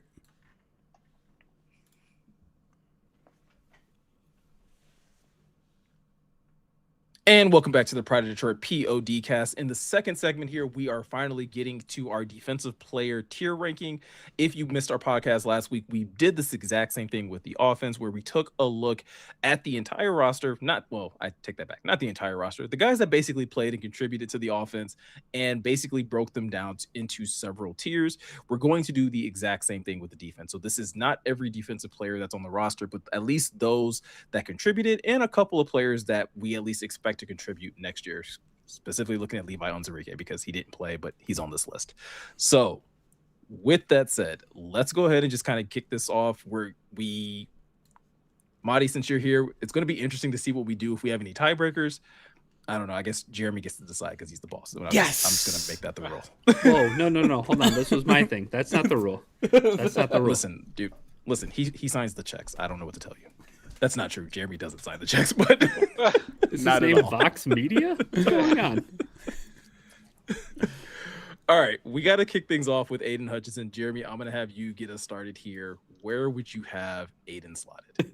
I mean, I already put him in solidified all-pro talent. And just, I guess maybe in case you didn't listen to last week's episode, the seven categories. Solidified all-pro talent, good player, could be elite, starter, depth could challenge for starter, depth nothing more, nothing less, developmental depth, or time to move on. And Aiden Hutchinson, I hope we don't have to have a long conversation here. I mean, maybe people think there is another level to get to, the Myles Garrett type hype, and I don't think he's as good as Myles Garrett, but I think at this point he is still an elite top 5 edge player, so I don't have any question that he belongs in tier 1 solidified all-pro talent. I mean, to be fair, Myles Garrett should have another tier above this. Yes, right. But that doesn't make Aiden not go here. Right. Well, yeah, we kind of talked about it last week with the tier that we had for solidified all-pro talent. We talked about how Penei Sewell could arguably be in the tier above those guys that we had in the solidified all-pro talent. I think Hutchinson is exactly where he should be at, solidified all-pro talent. And I think that's kind of the point you're getting at, is that like there are some players that are even a rung above that. Do you guys think though that Hutchinson could get to that, or is this just where he is, which is like really great player, potentially on track to be a Hall of Fame player? I think this is where he's at. Hall of Fame player, I think he could get there. I mean, the way in which like the numbers that Hutch is putting up over his first few years in the league, like, yeah, he could easily be like a 15 to 16 sack a year type of guy, which I think would get you into the Hall of Fame, and probably in a down defensive year, maybe even get you a defensive player of the year award. But like, I think it's kind of unanimous. Like, this is where he's at as of right now. I don't know if he necessarily has anything left in his tool bag, Jeremy, to necessarily like to pull out to be like, oh yeah, that's Hall of Fame talent. I learned very quickly in Aiden Hutchinson's career not to make assumptions about his ceiling, because that was the narrative when he came out, right? Like, he's going to be a guy that gets you 10 to 12 sacks, but he's never going to be like this all-pro, crazy strong player that continues to get better. And then he got better year to year. And then obviously the injury hit, and so maybe this year wasn't quite as dominant as this 2023. But I am not going to assume that Aiden Hutchinson has hit his peak yet. I guess, Ryan, the only thing that I probably could say that Hutch that I think that he still needs to improve on is not even necessarily like a skill based thing as much as it is just like he just needs to be more consistent. Right? Like, he kind of needs to cut back on the lulls that he has in season where he goes 2 or 3 weeks straight without getting a sack, or without it feeling like he has a strong impact on the game. And obviously the defensive coaching staff feels differently, but like, I think that's kind of where he's at. And so I guess you can kind of debate amongst yourself where that puts him in terms of like whether or not he's on track to be a Hall of Famer. Yeah. The last thing I'll say about that is the comparison to last week of J-Mo, right? Like, J-Mo is in the tier below, like good player could be elite, but we had that same conversation where it was like the consistency from week to week with J-Mo, whereas we're talking about a guy who's already at the top of his position in Hutchinson. So ultimately a good thing he plays for the Detroit Lions. Oh yeah, absolutely. All right, let's get to the next player we have on the list, Al-Qadim Muhammad. Mottie, I'll start with you. Where would you slot Al-Qadim? I mean, after this year, you can't just put him in depth, nothing more and nothing less. So I have to put him in depth. Could challenge for a starter. I mean, he had 11 sacks, something like that. Mhm. It was double digit. Like, I mean, who wouldn't want that on their team, and especially a strong rotational player on your team that you could consider you're a starter. I don't know. That's my feeling. I Ryan. I have him like right in that, somewhere in between depth, nothing more, nothing less, in depth could challenge for a starter, because it does feel like, at least the way the Lions used him, he was like a sub package guy, right? He was a third down guy. He was a guy that really was one thing for them, as a pass rusher, and you need guys like that. Don't get me wrong, but like, will he ever be a starter? A guy that they trust to play on first and second down? I'm not sure. And he's 30, right? Like, he's 30. I think he's going to be 31. So it doesn't feel to me like that's something that could still develop in his game.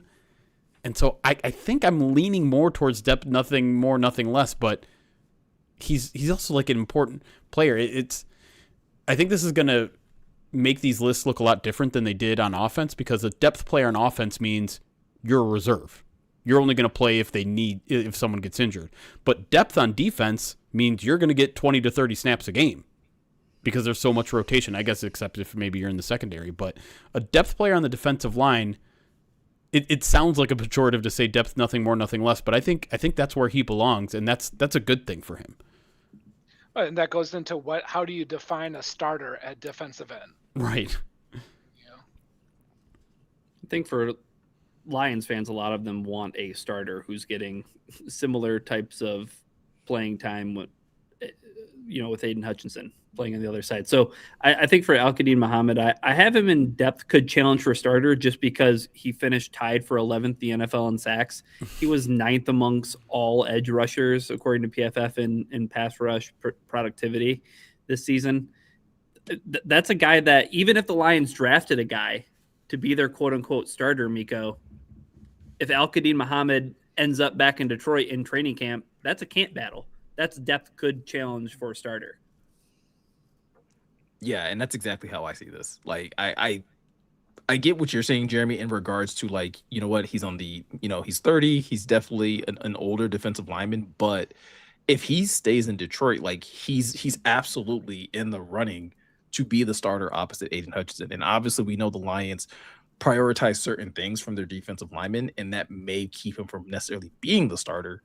But it also goes back to what Jason was saying, where it's like, if he's utilized at a high snap count, like, he may not be like the listed starter, but he's playing starter level, like, caliber reps at least. And even if that is just like on passing downs, I think that's still something that you would value. So yeah, depth could challenge for a starter. All right. Buckle up Next for this up, one. we got oh boy. We get Alex Anzalone. I feel like this is going to be very similar to the Jared Goff conversation last week. Maybe. Ryan, where do you necessarily feel like Alex should go? Yeah, Jeremy's right. This conversation is going to be an interesting one, because on one hand, he's a starter, right? In my eyes, he's a starter around the league. If he ends up with the New York Jets, he's a starter. If he ends up with the Miami Dolphins, he's a starter. Like, he's a starter around the league. I think for the Detroit Lions, though, it's a question of, it's either starter or time to move on. Yeah. And that there's, I mean, none of those other colors up there, they don't really apply to Alex Anzalone. So this is just one of the hard things of drafting well and rewarding your players. And I just think it's time for the Lions to move on. I think Jeremy kind of hit on it in his linebackers piece when he was doing like an outlook of the offseason today. So I won't steal your point, but I agree with the point that you're going to make. Yeah, which is the point of, like, if you're with Alex Anzalone, fine, run it back. The Lions linebacker crew was good enough. I have questions about a different Lions linebacker and his future with the team. But if you decide, listen, we're all about getting younger and cheaper, We have, maybe Derek Barnes can play some will, and he's better served at will. And then you just change the scheme. Then you just say, you know what, we aren't going to live in base 60, 70% of the time. We're going to play nickel 60, 70, 80% of the time, because maybe the money you would have spent on Alex Anzalone, you go out there and you spend on a Meek, or maybe you have a lot of faith that Ennis Rakestraw is going to play some nickel for you next year. I still think Alex Anzalone is a really important player to this team. I still think he makes them a lot better. I just don't know, given that they weren't able to come to a financial agreement last year when it probably would have cost them, well, maybe or maybe not, it would have cost them less, but considering the cap is going to go up, it's going to cost them literally more, maybe less percentage of the cap. I'm not optimistic that something gets done, but I do want something to get done. So if I'm going based on what I want the Lions to do, I want them to be able to find money in their salary cap to somehow make it happen. I don't know if they can. I don't know if I'm willing to overpay Alex Anzalone, and I'm kind of yakking on because I don't know. Like, I don't know. Well, I don't know where I want to put him. I really don't. I want to ask the question to you, but to everybody as well. If choosing to re-sign Alex Anzalone comes at the expense of upgrading or putting themselves in a position for future success at another position, what's the choice there, Miko? Yeah. Like, is it take care of another position, or is it run things back with Alex Anzalone? Yeah, I think for me, it's the tough decision between like the talent versus what you need to do as a team. And I think based off your question, Ryan, like I think there are more important needs on this team as of right now. And if you can't come to a contractual like agreement with Alex to where like, hey, we would love to keep you, but we would love to keep you at this cap number, and he says no, I feel like my value is higher than that, then you have to be willing to like shake hands, agree to disagree, and move forward. And so like that's why for me, that's why he falls into time to move on for me. It has nothing to do with the talent. Like Brian said earlier, the talent says starter. Yep. The contractual situation and the needs of the team puts you into a camp where it's time to move on. It's just money. Like, it's just business. And that's what sucks about playing linebacker Mottie at a position where maybe we can, to Jeremy's point, shuffle the deck a little bit, and we're going to do different things with our defense. Well, that's exactly it. It's like you have Jack Campbell, and we'll get to him later, but like, I mean, how are you going to start paying all these guys at linebacker? Right. Yeah. You did just give Barnes that extension. Yeah. Right. I think you have to say it's time to move on. Yeah, that's all a good point. And I think the kind of mental game I'm playing with this is like, and I'm not saying this is what the Lions are thinking or how the Lions are approaching it, but in a lot of ways it's Alex Anzalone or Amik Robertson. And I think I would rather have Amik. It's not easy. It's not close. It's very close, but I think I'll make it unanimous and say time to move on. If you put that conversation in front of me, that conversation's not close. But we'll talk about that when we get to Amik. All right, we gotta get to one of my favorite defensive linemen on the team. Aleem McNeil obviously came back this year from his ACL injury. Jeremy, where do you got Aleem? Yeah, I mean, I know he's coming off a really tough year off the ACL, and it did not look good pretty much all of the year except for like the first quarter of his first game. I'm not putting too much into what happened last year. I still think he's a good player that could be elite. That I think that they paid him like that. I'm not ready to call him elite yet, but I think, in the tier of like, he's obviously not in the tier of like Dexter Lawrence's, Vita Vea's, whatever. I'm sure there's a whole. I'm doing the old folks who are in the tail end of their career, but I think Aleem is just one tier down from those players, and certainly could be elite if he kind of recaptures some of the goal that he had in 2024.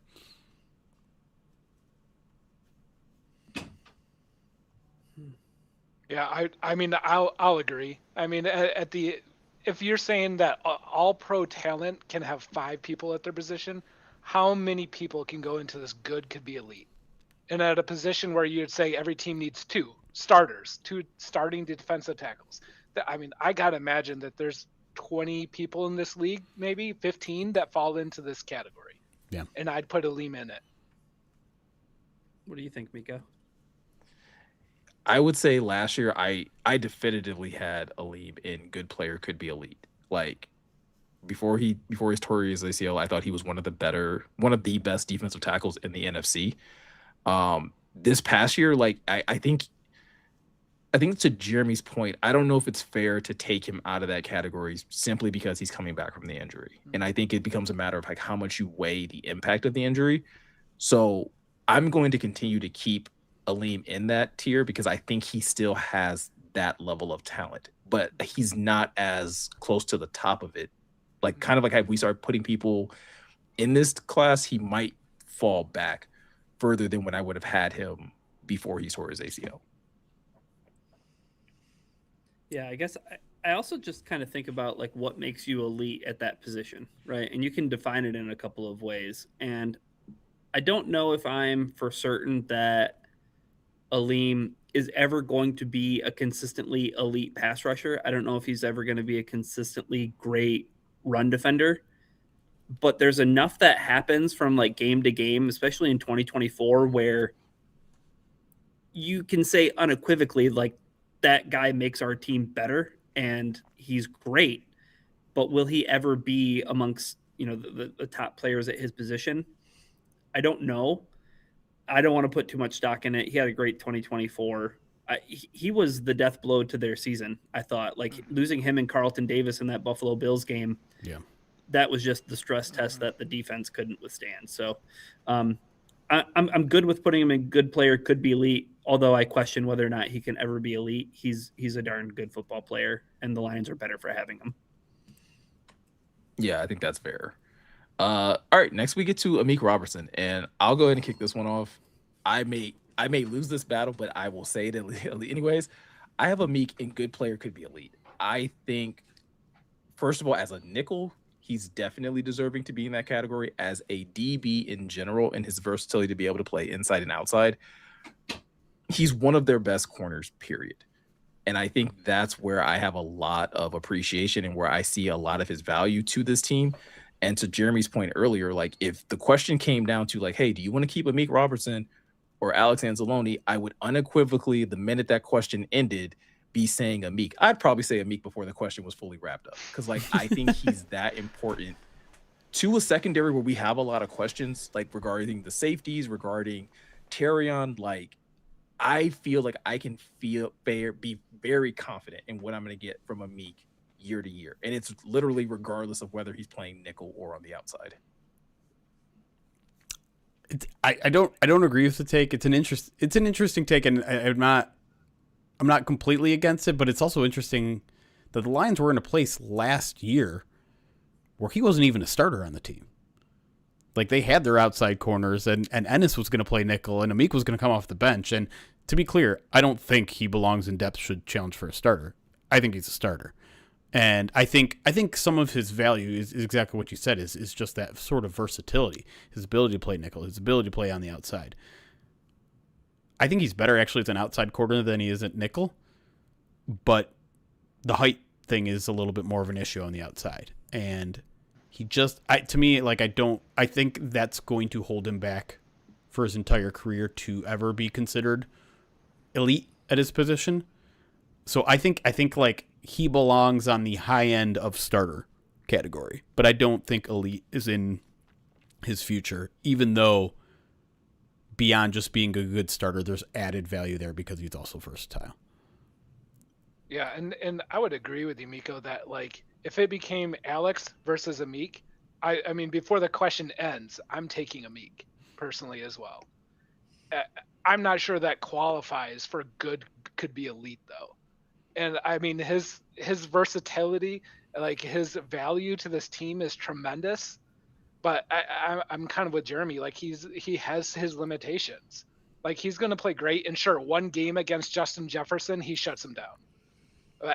I'm not sure that I'd still bump him to good player elite. I have him as starter. I had him in depth, could challenge for starter, but like that's no knock on him because I think to Jeremy's point, that's where he was going into training camp last year. Like, it wasn't Ennis's job.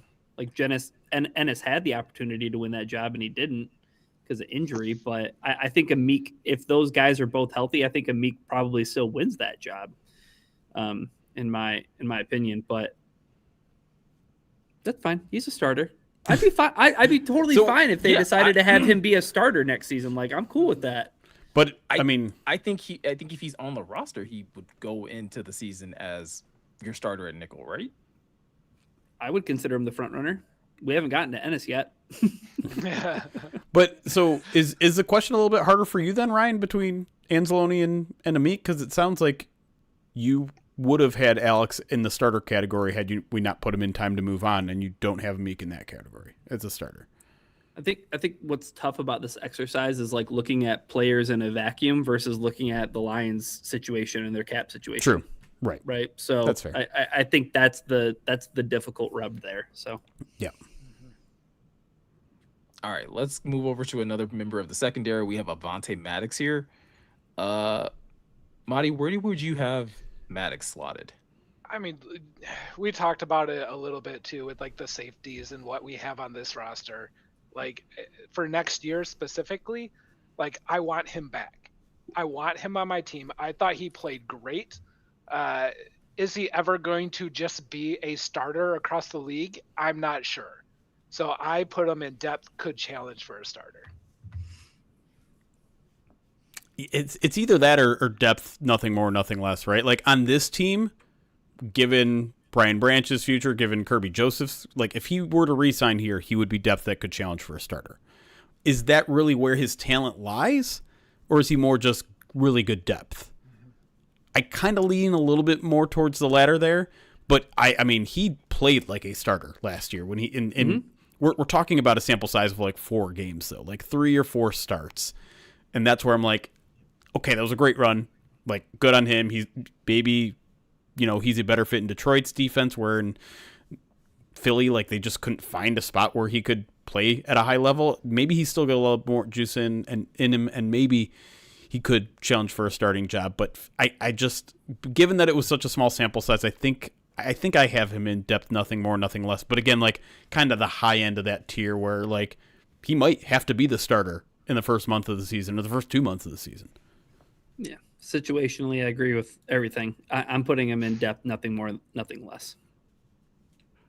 Yeah, that's where I have him as well, because I think if we're talking about challenge for a starter, I'm typically looking at like if everyone is healthy, if everyone is able to compete. And I think if that were the situation, like it's not a competition if BB and Kirby are healthy. Like he's depth. and he might not even have to challenge for it, right? He might just be the starter by default because of what they're running into. So exactly. So yeah, I feel like, but I think again, to Jeremy's point, high end of this category, like really, really good, valuable depth. Oh man, this next one's tough. I got to take a lot of emotion. I'm gonna have to try to put emotion to the side with this one. We have Brian Branch next.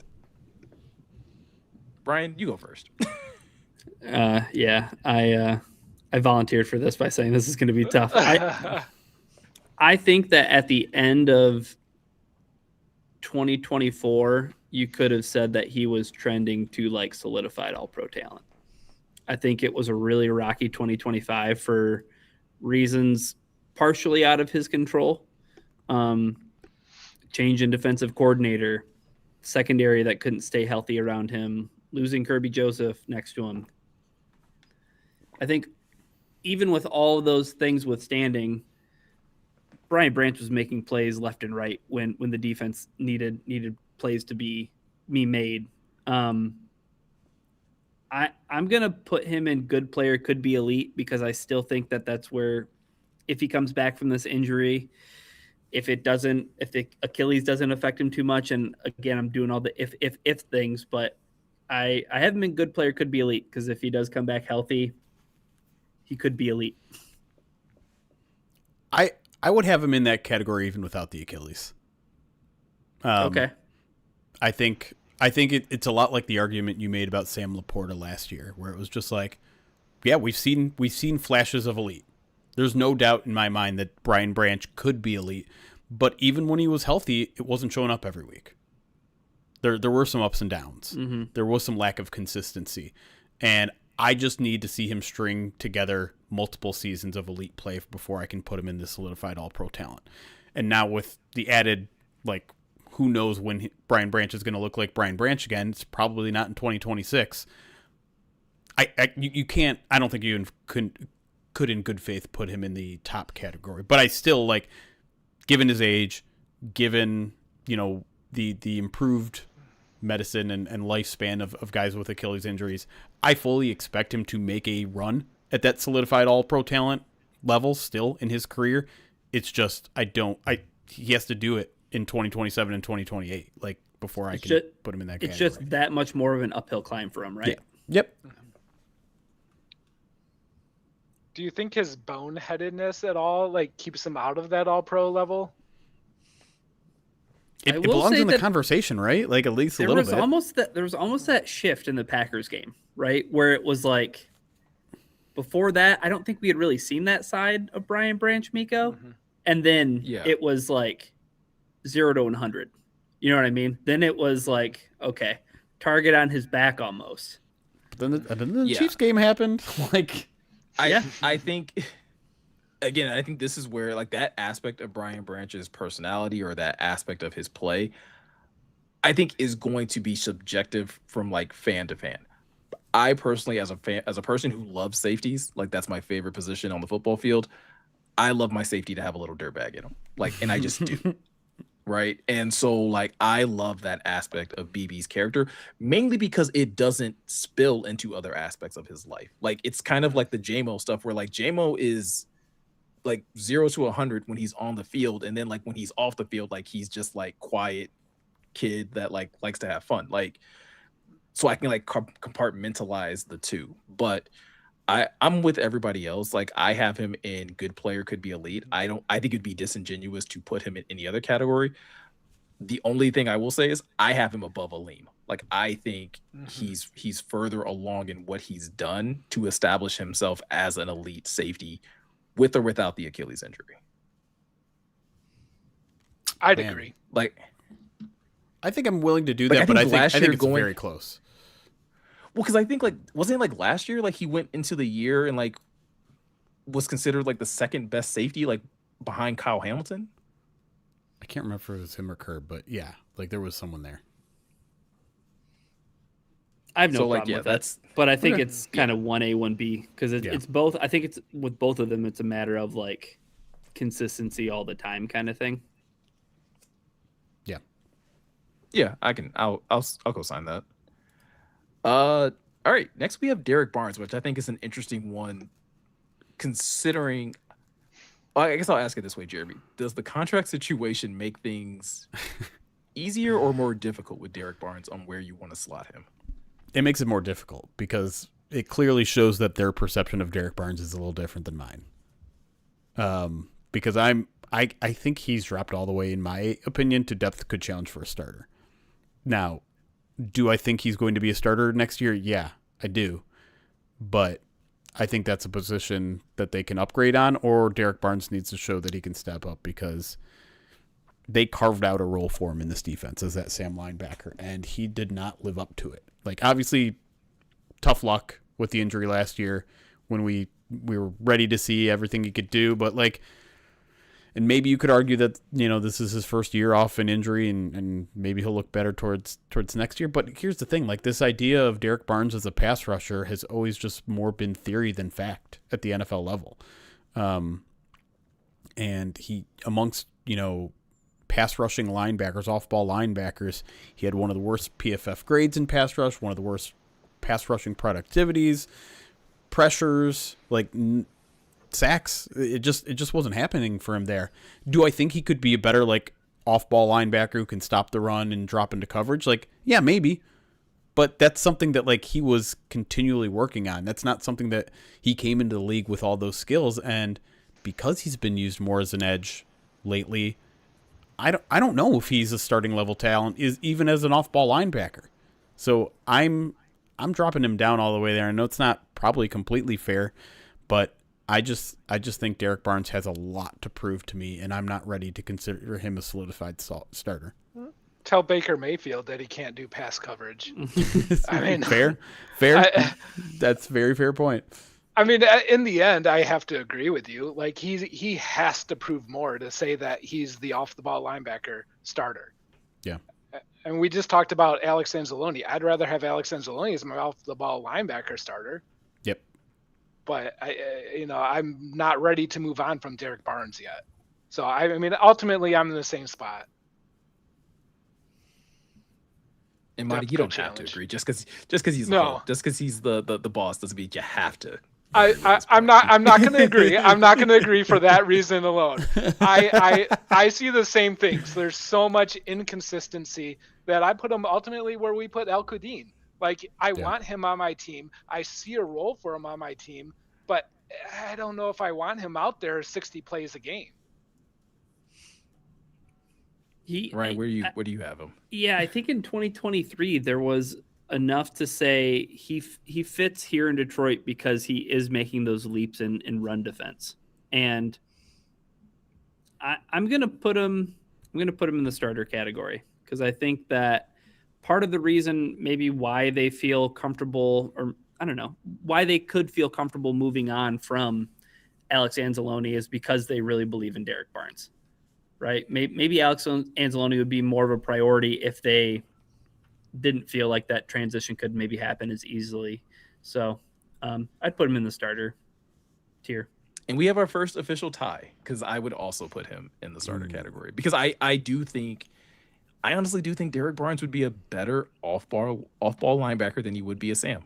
I think, Jeremy, to your point, I do think the pass rushing thing has always been more of like a theory and like a hope that you can, reclaim that one great season that he had at Purdue where he was playing on the edge and he was able to get, I think, over 10 sacks in that season. But he seems to just operate better when he's able to plug in for the run. And like to that point that, Jason, that you made about him being able to play well in coverage in that Bucks game, like I would trust him in that will responsibility next to Jack Campbell. And that probably has more to say about Jack than it does necessarily about DB. But I still think going into the season, like I think he's a solidified starter. Could you maybe, upgrade at that position? Yeah, but I don't know if the Lions are going to be investing highly in a third linebacker when I think Derek Barnes can play that will position. Well, Ryan, you were the creator of the tier podcast segment. What are we doing for a tiebreaker? I wanted the responsibility until I needed to act on it. I want to put him. See, in the starter, I'm definitely putting him behind Amik Robertson. Yeah. In depth could challenge for a starter. I'm putting him ahead of AQM. Yeah. I just like if you're using both those guys as the prototype for each category, I think he's closer to AQM than he is to Meek. All right, I've heard all the cases, and I guess my ruling is I'll put him ahead of AQM. In depth could challenge for starter. Thank you, Your Honor.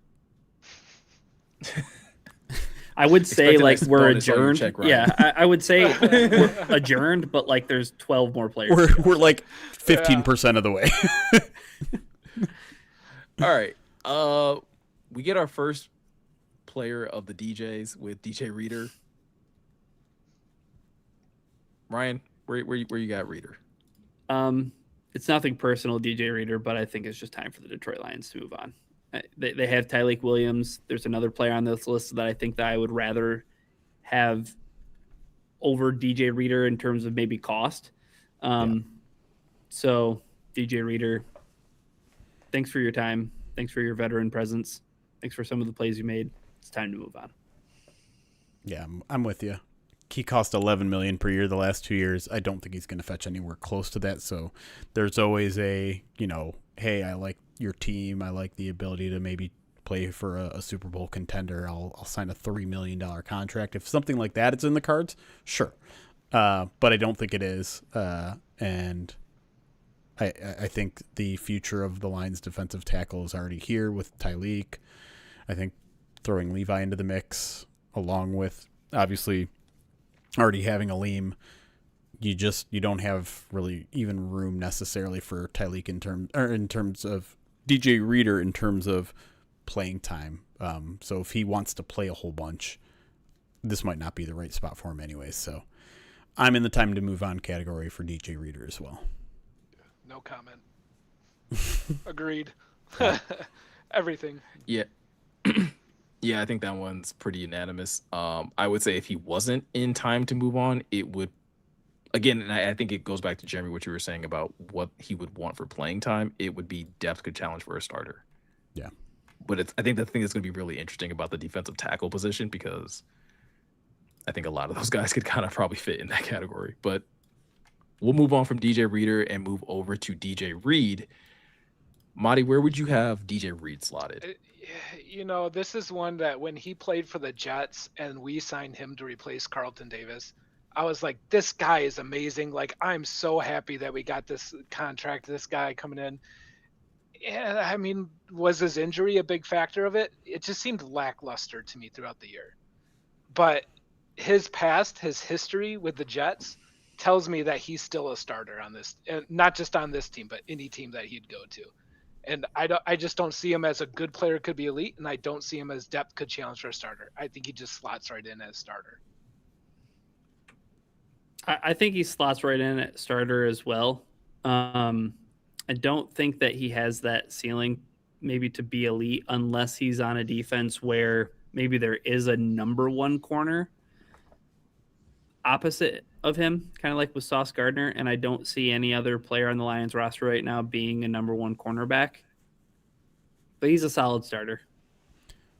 Yeah, I feel like I'm a DJ Reed truther a little bit. I do think he's much better than he looked last year, and I think he was really starting to kind of turn the corner before that tough hamstring injury that derailed his season. And I don't know if you can blame that for the tough play when he came back or not, but I think he is a good player, but I don't have proof of it in Detroit. So I feel like I would also slide him into the starter at the high end of that position. I would have him above Meek in this list at this point.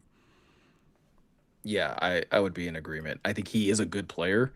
I don't know what the path to elite looks like for him. And so, like, unfortunately, like that would keep him slotted at starter for me. We're moving now. Mm-hmm. Well, because I feel like the next couple are pretty. Well, I don't know. I think this next one is going to be interesting. Ennis Rakestraw,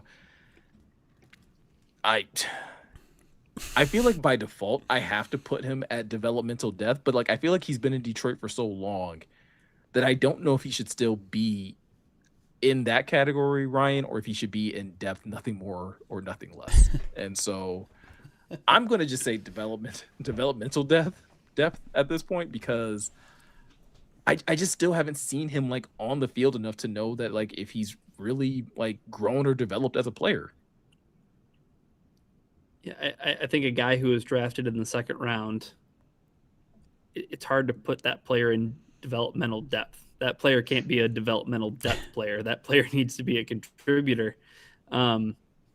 You hope that he could be depth could challenge for a starter. But at this point, I went back and forth between developmental depth and depth, nothing more, nothing less, because I don't know. I'm stuck on Ennis Rakestraw. Like, I still want to believe in Ennis Rakestraw, Jeremy. I still want to believe that there's something there. And I mean, listen, I'm sure the Lions do too, right? You always judge drafts after 3 years, right? And it's only been 2 for him. But it's tough to feel playing time. It's tough, yeah, almost no playing time. But at one point, he was warm-ups away from being this team's starting nickel. And it's crazy to think how far we've come since that moment in his rookie season, from like everything's ahead of you as potentially this team's starting nickel to now, if we get anything out of him, we'll be fine. We'll that's a bonus. And it's why I feel like he could range anywhere on this list from starter to developmental depth and everything in between. But, if they re-sign a Meek, then I don't think you can put him in the starter category. I'm kind of with you that developmental depth feels weird for a second round pick, even as inexperienced as he is. But I'm also not counting out like us being in August and being like, well, Ennis is splitting time with the ones at nickel. And so I kind of and maybe this is just me being overly optimistic. I think I would put him in depth could challenge for a starter. I don't hate it. Like that's where I want Ennis Rakestraw to be. Right. I was gonna say I think that's where we would all like him to be, but Yeah. Mottie, like, I think the reality is like it's a guy that just we haven't gotten to see enough of a sample size from. That's exactly. And it's like I would like to have a category for all of the above as a possibility. I just have no idea where he will end up being. We haven't seen anything. Yeah. I will petition next year to make a tier called Never Say Never, because it look at what happened to Levi Onwuzurike. You know what I mean? Couple of seasons, injured, couldn't stay on the field. One season where he's relatively healthy and plays a lot of football. He's a good player for the Lions. Like he's a contributor. He's a guy who deserves to be part of the rotation. So never say never. I'm cool with depth could challenge for starter. Who cares? Let's get wild. Let's let our hair down. I mean, he's going to be on this team. They're going to give him opportunities. Right. It's certainly not time to move on, even though a lot of people on social media pretend to act that way towards him. So hold on, because if we're saying depth could challenge, like, are we talking like challenging for nickel? Is what you're saying, Jeremy? Yes. I mean, he's obviously not going to win out a starting job on the outside unless there's injury that happens there. Man, that feels like such a leap. Because like I feel much more comfortable with him at depth, nothing more, nothing less, than I do feeling like he will challenge for a starting spot, unless Amik is not here. Like if Amik's not here, right. Sure, but if Amik is here, he's depth in my mind. But Amik was here last year, and he was challenging for the starter job with Amik like all throughout training camp. Yeah, but like Amik was still. Like it's still proof of concept though. Like Amik is clearly like has gone out there and actually done it on the field 2 years in a row. Greatest ability. I completely agree, but it could happen. I don't even know where the votes stand right now, but I feel like maybe the averaging everything out is depth, nothing more, nothing less. Oh no, I think I was at depth could challenge for starter. I was at depth, nothing more, nothing less. And Miko, you said developmental depth, didn't you? Or what did you say? I said developmental. Yeah. Okay. So I think that averages to depth, nothing more, nothing less than above Avonte Maddox. I'd probably put him behind Avonte Maddox. I'm not putting him ahead of Avonte Maddox in that, but I would put him at the end behind AQM in depth could challenge for starter. Yeah. All right. Okay. All right. We got another layup here. We can go ahead and just shoot him all the way up to solidified all-pro talent, in my opinion. But Jack Campbell. Yeah, I think I'm there. I mean, it is only one season, and I do think he can actually take his game to another level. I think some of the coverage stuff is something that he still needs to work on, but he's maybe the best run defender in football. Showed off some chops as a pass rusher this year that we didn't get really from any other linebacker. So I think that, all pro talent. I mean, and even his pass coverage, it wasn't the greatest, but I think it was just, it was there. Yeah. He was always fine in pass coverage. And if that's your weakest link and you were recognized as an all pro by the AP, I throw him up there. Solidified all pro talent, Jack Campbell, just where everybody thought he'd be on draft day.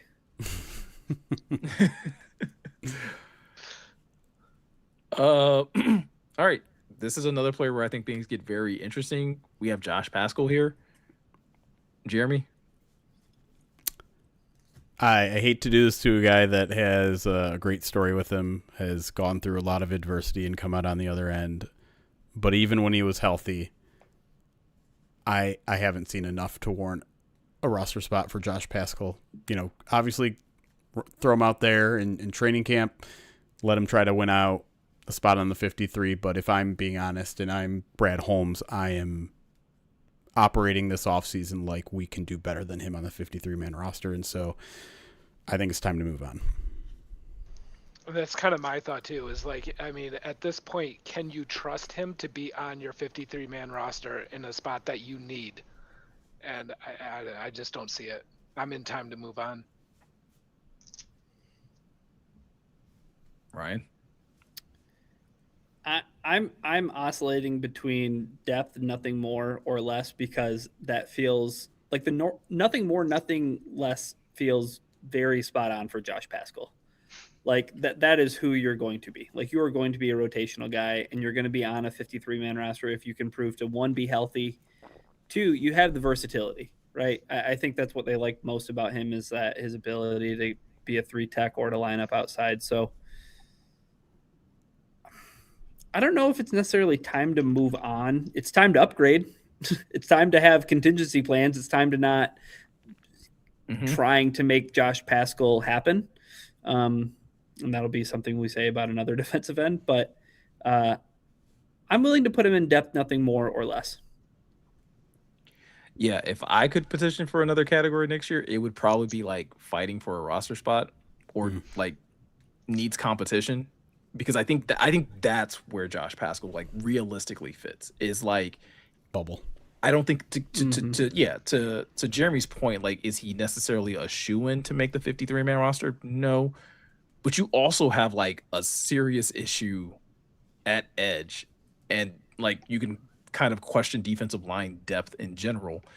And so I think like he would still be like decent depth, like not someone that you want to rely heavily on, but like somebody that, like, if he made the 53-man roster, I would believe that Josh Pascal would be active every week. And that's not the same thing I can say for another defensive lineman that's on this list.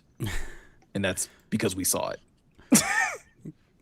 All right. This is the exact same 50-50 split we had last time, so I think maybe we just give this one to you guys. Depth, nothing more or less. More. Yeah. And put him behind Ennis? Yeah. Okay. No, I'd put him ahead of Ennis. Josh Pascal's played like He's regular season something. Football. But he's shown that he's bad at football. Ennis hasn't shown that he's bad. Ennis is a mystery. And I don't think Pascal is a good football player. Oh man, what a qualification for depth, nothing more, nothing less. I don't think you necessarily have to be good to be depth, though. You know what I mean? Like, but if we're saying that they're both depth, I think Ennis both has a higher ceiling and a lower floor, right? Which I don't know if that's what you want out of your depth, right? I don't know. But I just think with so much unknown, there's just, I have more optimism for Ennis's future than in Josh's. That's fair. I'm not interested in splitting hairs over this. I was gonna say, I definitely have like more faith in his ceiling than Pascal. Their floors could realistically be the same. Yeah. I don't know where to put this next guy. Like, I know where I want to put him. Yeah, but I just don't know if he's going to keep playing football.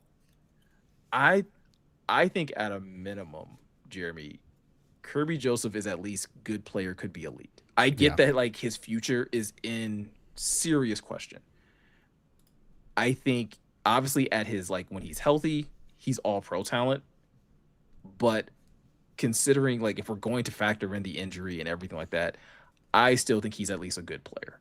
Obviously, whether or not he gets back on the field, like I think if that was the last game we ever saw Kirby Joseph play, and I hope that's not the case, I think we would remember him like as one of the elite players at his position. Yeah, I think he's put together 2.5 seasons of elite safety play. And so in any normal case, he would be in the top category of solidified all-pro talent. But because of the injury, because of the, I don't know, general pessimism surrounding his long-term viability, I think you have to put him in the second category. It's a good player, could be elite. But if we're just going based on talent, if we're just going based on what they've shown us on tape, I would sneak him right behind Jack Campbell as an all-pro talent. I might even put him above Jack Campbell, honestly. Like, I think he is the second best defensive player on this team when healthy. That's a hell of a qualification right there. Right. I mean, I'm with Ryan. Like I slide him right into good player, could be elite. at the end of the day. I mean, my question was above or behind Brian Branch? No comment.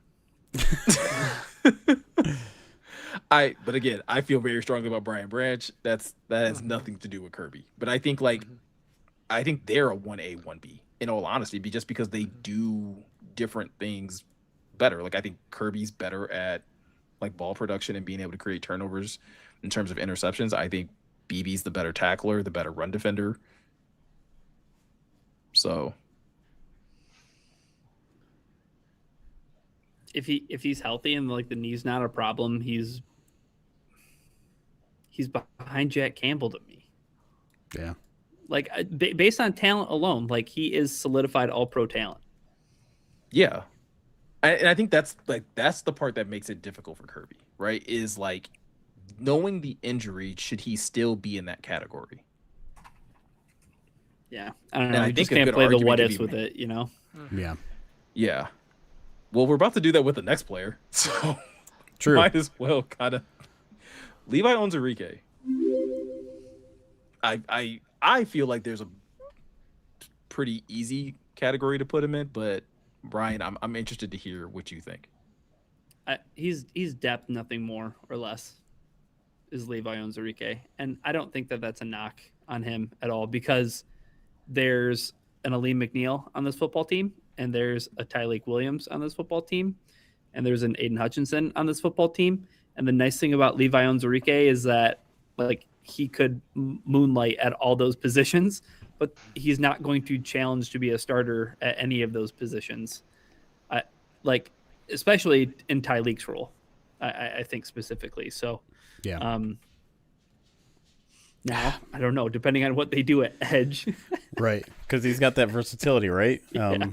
Part of the reason why he was a defensive tackle with such great pass rushing stats last year is because so many of his snaps were at the edge, and you get a little, boost in stats when you're playing on the edge. But I think you convinced me. I was going to put him in depth, could challenge for starter, but for the depth chart that he's playing against, I probably would have had him depth, could challenge for a starter last year, but now it's another injury that he's going to have to fight through. And so the whole, year removed from one injury, I don't know how you can trust Levi Onwuzurike to really challenge for a starter, but like he could have a rotational role this year, and it could be an important one. I put him in depth, nothing more, nothing less, and probably at the front of that category ahead of Avante and Ennis and Josh. And that's exactly where I was going to suggest to you, right at the top of that category. But real question, like, why did he not get more contract offers the year before his injury? It's a great question too. Right. We were talking about him as like a $10+ million guy, and the Lions got him for what, like 4.5 or whatever it was. So I don't understand if nobody else is viewing him as that $10 million guy. Like, right. I can't bump him up this list. Yeah. I think there were enough missed games, right? Like that was the thing. The knee. Yeah. Sure. And the back. Back. Yeah. I think that, though, is the argument that keeps him in depth, nothing more or less for me. Yeah. Because I do think, like, if you tell me what position Levi's playing next year, like, maybe he's challenging for a starter. And if you tell me how the Lions addressed edge in the offseason, that could probably put him in that conversation. But if you're just telling me, like, he's probably going to play defensive tackle, like 3 tech or 4 or like something like that, then, like, yeah, he's depth at that point. I'm interested in this, I feel like this this one, Miko. Yeah.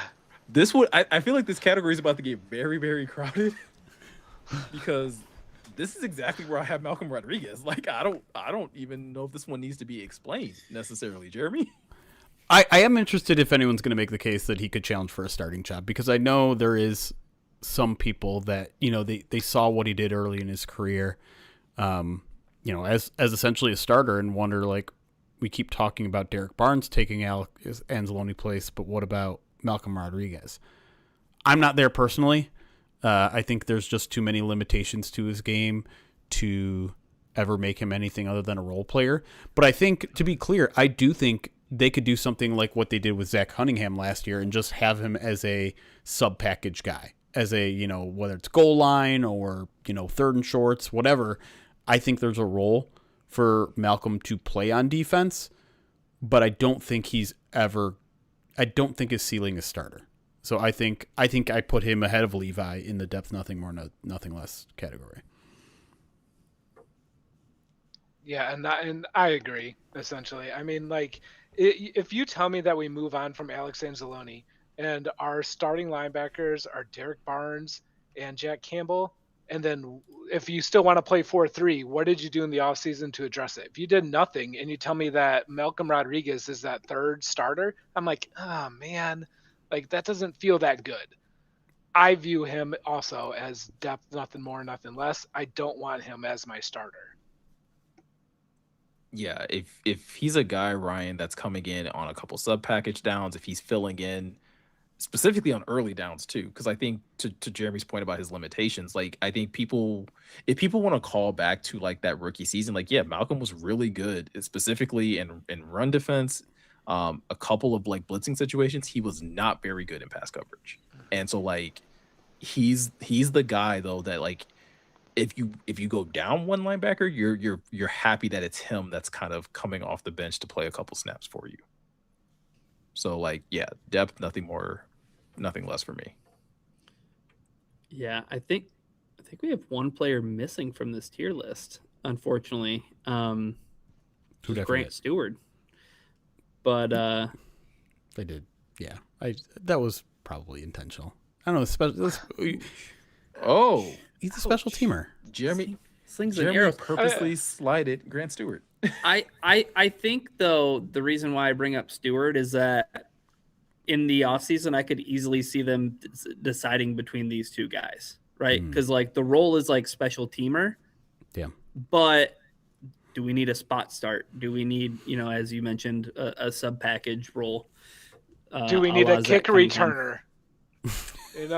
We know one of them can do it and one can't. We got to kick I Mottie think- now. We got to kick Mottie now. I think we only know that one can't. I don't know if we know that one can. I'd like to That's see true. Malcolm try.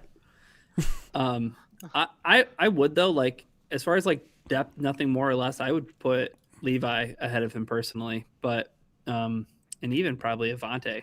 Like I think I trust those guys defensively more than I trust Malcolm in like a defensive role. But I was going to say like I would put Levi above him, but you could probably convince me about of Avante as well. dude, Avante just played so good down the stretch, He and did. like Yeah. I kind of just believe that like Avante got eagled out. You know what I mean? Like the Eagles just Sure. have a bunch of dudes in their secondary. So Oh, I mean, and maybe it's not fair because Malcolm is coming off the ACL and then the Yeah. setback with the ACL, but like he started that last game and it was terrible. yeah, rough game. Yeah. All right, I'll put him behind Avante if the crew is good with that. So should we respectfully just like slot the next player and then just move on to the player after that? Like out of pure respect. I probably. That's I don't what even it know is. why he was on the list, but I guess because it's a free agent Because he played. because he And played. yeah. But You put him up here, not Grant Stewart, is kind of disrespectful to Grant Stewart. he was a starter this year. All right. I mean, we're talking about Marcus Davenport. If you can't tell from context clues and you're listening on the audio version, I think the thing that shocked me the most was that he actually played a lot down the stretch and did not look like a player that we were expecting if he stayed healthy. It looked like to me like the injuries had taken the last pieces of him. Mm-hmm. There Yeah. was at least that moment in the 2024 opener against the Rams where you saw it was like Hutch, and Yeah. you saw what it could be, right? Yeah. Like, oh, this is the blueprint. All right. Mm-hmm. So short-lived, Miko. So short-lived. But it like it yeah, and I think the thing that I can say about that is like it did highlight the need that the Lions have for a player like that. But you again, you need a guy that can be available and dependable. hmm So respectfully, we'll move on to Mekhi Wingo. And this is when I genuinely don't know where to put him. Because like I thought the Lions kind of liked him. And then this past season happened, and I don't know if they do, Ryan. It feels like there's a row that has just been waiting and calling his name, and it is the developmental depth. I don't know how the guy can end up on the game day inactives as much as Mekhi Wingo did, and not land on this tier. So I'm excited to see what happens in training camp, though, Jeremy. I guess. I mean, it's so weird, just the narrative surrounding this player all year, because it felt like anyone you asked in the locker room would be like, this guy's coming, man. He's that guy that's a terror to opposing offensive linemen when he's on scout team, and he's got this explosive first step, and the coach. I mean, it feels very James Houston-y, where it's just like the players are saying he's raising hell in practice, and the coaches and staff is like, no, we don't, like, you're gonna work for it. And obviously, I think why this is a good category for him is because I think there's pass rushing juice there, but I think they think he's going to be too much of a liability in the run game, and so that's the part of his game that has to develop. And I think I'm entering 2026 with a lot of feeling that it might not get to where it needs to be, because I don't know how many players have reached this point in this career under this regime that have been buried on the depth chart for 2 years and then finally like show up in year 3. It's a pretty short list, right? Like, because I don't know. I think of all the guys like Colby Sorsdal and you know, Broderick Martin, these guys that are long-term projects, Giovanni Manu, we'll see, that just like never get out of that hole. Who's like, is Derek Barnes the closest example to a success story there? And even then, like, we just got done kind of trashing the player a little bit. And so if that's your success story, and I'm not saying that the Lions, like, what a terrible draft pick. It was, what, 5th, 6th round pick? Like, 6th round pick. Yeah. Oh, wait, who? Wingo. Mekhi Wingo? Oh, Wingo, yeah. I thought you were talking about Barnes. Yeah. Right. And so I'm not saying Wingo's a bad draft pick and, like, the Lions are doing dirty by him. Like, this is the path of a developmental draft pick. But I don't have a ton of optimism that he's suddenly going to become a key rotational player. Yeah, I mean, that's at best, right? Like, at best, his depth could challenge for a starter in what we've seen from his career so far. But right now, it's clearly developmental depth. That's it.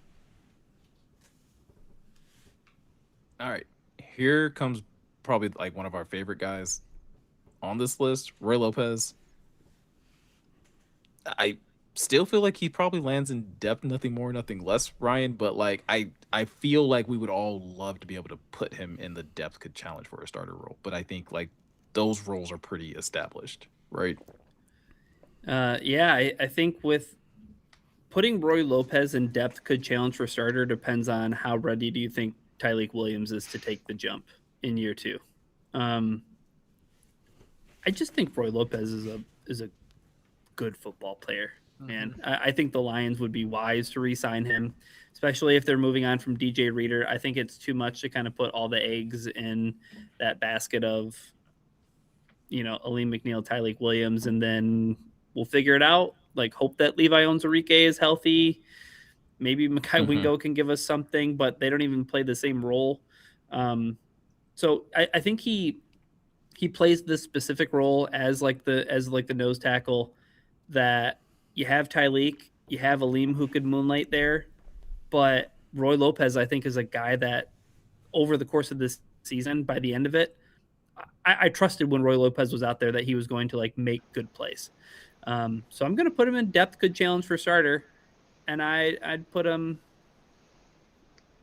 behind Derek Barnes, maybe behind Al-Qadim Muhammad too, because he had 11 sacks this year. I love Roy Lopez. I think I have him in depth, nothing more, nothing less, but at the top of that tier. I remember when the Lions signed him, I think it was First Bite, Ryan, where maybe it was a 5 question thing where the Cardinals writer was just like, I think he's an awesome number 2 nose tackle. He's best served as a number 2 nose tackle that plays 15 to 25 snaps for you, and he'll bring some juice. And that turned out to be the perfect description for him. Where I think if you bump up his snaps to 40 to 50 a game, you're not going to see the same level of productivity. And so I think he is just like the quintessential perfect depth player that you love to have on your team, loves to be a rotational player, but shouldn't be a starter. And so I think you could fit him into either one of these categories. Either on the low end of depth could be challenge for a starter, or the top end of depth, nothing more, nothing less. I'm choosing the latter. And I would agree with that spot, because to me, it's like I want him only playing 15 snaps a game. You start making him play 30 snaps, and he's in situations that is not what you signed him here for. I mean, I loved him. Don't get me wrong, Ryan. He was one of my favorite players on our team. Made plays constantly, it seemed like. But it was in the right situations in his 15 snaps. So I put him at the top of the depth, nothing more, nothing less. Yeah, and that's exactly where I have him. And it's everything that everyone else said, on top of the fact that I do think Tyreek is going to take the jump, right, and be like that solidified starter next to Aleem next year, and that's going to be your starting defensive tackles in the middle. Now we get over to TA, and I think whether you look at, like, I think going into this year or last year, like I think TA has kind of solidified himself in a very specific tier. Jeremy, I'm curious if you agree with where I have him, which would be depth could challenge for a starter as of right now. Dang, no, he's a starter. He's a starter. Could be elite podcaster. No, I don't know about that, but yeah, go ahead. No, I think he is the unquestioned starter next year, opposite DJ Reed. And admittedly, some of this is just based on what I saw in training camp. I don't believe that was a mirage. I don't believe that, that he's the next Jeff Okudah, guy with just like traits and all that sort of stuff. I truly believe that year 3 is going to be a breakout year for Terrion, and admittedly that's more based on faith and luck and anything like that. Like, he has to obviously still go out there and put it on the field, but it was a bad rookie season.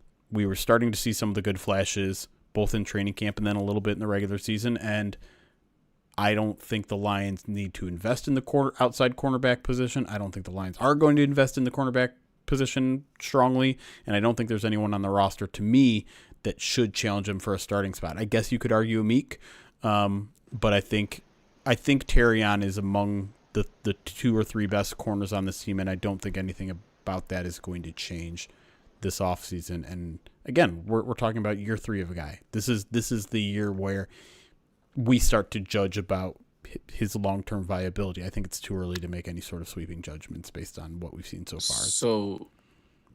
So does the fact that he got benched at all weigh into that, though? Or like he was going to be benched, or he started splitting snaps with Amik before he got hurt, even kind of? Because like that's my reason for putting him there. Is like I agree with you. I think Terrion could very well go into the season as the starter spot, but like the fact that they were even like starting to take snaps away from him and starting to split responsibilities between him and Amik on the outside is why I can't put him definitively as starter. It's definitely a fair point. But again, like to me, Amik might not even be on the team next year, right? I think there's just I think this team is going to put the faith in Terrion to grow, to develop, because he's so young, because they've seen it in practice that I think they are going to. I think they think right now, with very little question, he's a starter. I mean, I'm with Miko on this. I'd rather have Amik and DJ Reed as my starting corners, if you want to say it that way. I mean, I love Terrion, and sure, it's been all hype for 2 years, I feel like. Yeah. Like, I mean, he's got all the pass interferences that you would ever want in a corner. more than. I'm not sure I trust him yet to be a straight starter. Tiebreaker, Ryan. Or maybe tie creator. No, I don't want to pick anything. Admittedly, like I'm at the point. Like, why did we save Terry and Arnold for the end of this podcast? This was your idea, though. This is what you wanted to do. Not my order. I mean, it's because we went alphabetical by first name instead of alphabetical by last name.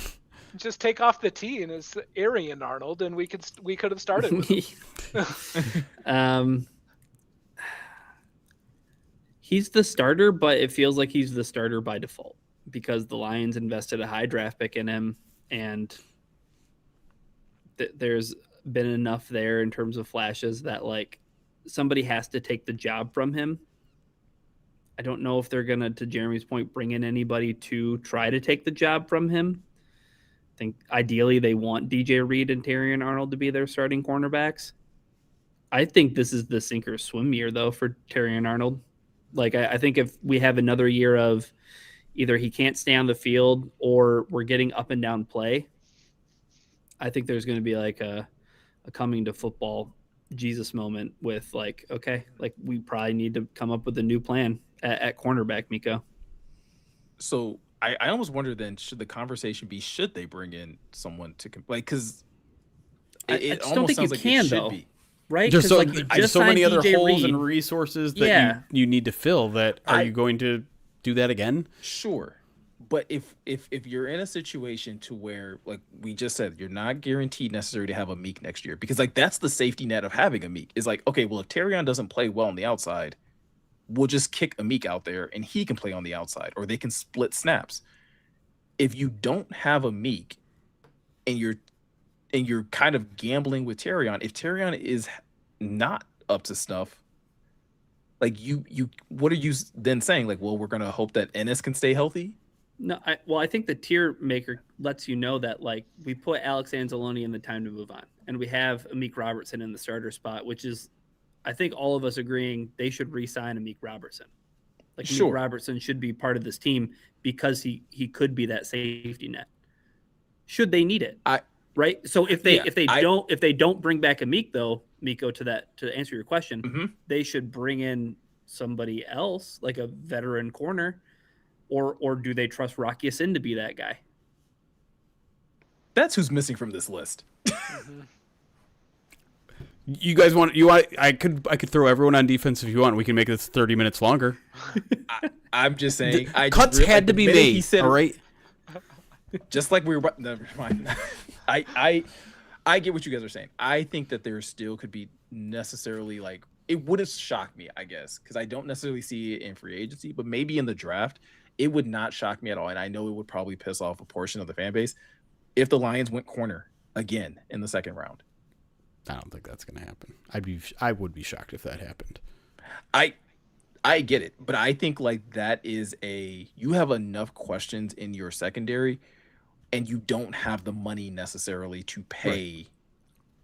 Right. I agree with that. To just keep trying to find veterans. Yeah. And so like at some point in time, you got to find it somewhere. I mean, they've been doing it. we talked about that in the first segment, right? Like they just keep continually turning over corners and looking for it. I mean, we're 2 years into Terrion's career. Let's not give up on the guy. But I'm not. But that's okay. But I think that's the problem, right? Is like, I'm not saying that we're giving up on him, but I think everything that this regime has talked about since the season ended is, or at least the one resounding thing that they've talked about is creating competition. So I'm not saying that you're moving on from Terrion, but I think Terrion should be challenged. Yeah. I think Terrion should absolutely have someone to look at to. But again, whether that's a Meek or someone else, you need depth in that room regardless. And I think that depth needs to be competitive is essentially what I'm arguing. All right, starter behind a Meek. Is that where we're at? Or did I create a tie? I'm fine. You created a tie. All right, well then I'm the judge, jury, and executioner. So go ahead and put him behind a Meek. Starter. I mean, he's behind a Meek and ahead of Derek. I mean, whichever tier you put him in. Really quick, because you guys are mad that I didn't put Rocky Sin on this list. Is he depth, nothing more, nothing less, or is he depth could challenge for a starter? Depth, nothing more or less. Okay. Click. Thomas Harper.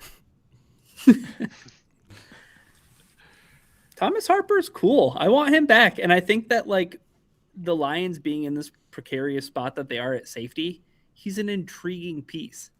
Like he's a guy that, do I want him to play full time? No. Do I think he's a starter? No. Do I think that he's a guy that proved that you could count on him last season? And maybe they might need to count on a guy like him to start the season. I think he's a depth, nothing more or less guy. Like I'm intrigued to see more of him. Like in the same way that like, yeah, Vontae Maddox was really reliable and is a veteran. I think I'm just a little bit more intrigued to see like what a full training camp with Thomas Harper looks like, right? Because I mean, he was a didn't make it Waiver through, claim. yeah, with the Raiders, and a year in training camp. Let's do it. I'm even higher on him. I think he's depth could challenge for a starter.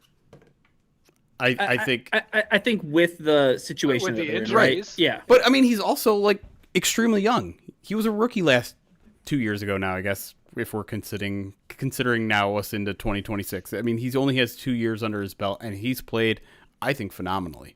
You know, small sample sizes, so we can't judge completely, but I think that was one of the savviest pickups. And now, because of the Lions situation, I think it gives me at least a little bit of faith that the Lions can hold the line while they wait for Brian Branch to get healthy and figure out what's going on with Kirby Joseph.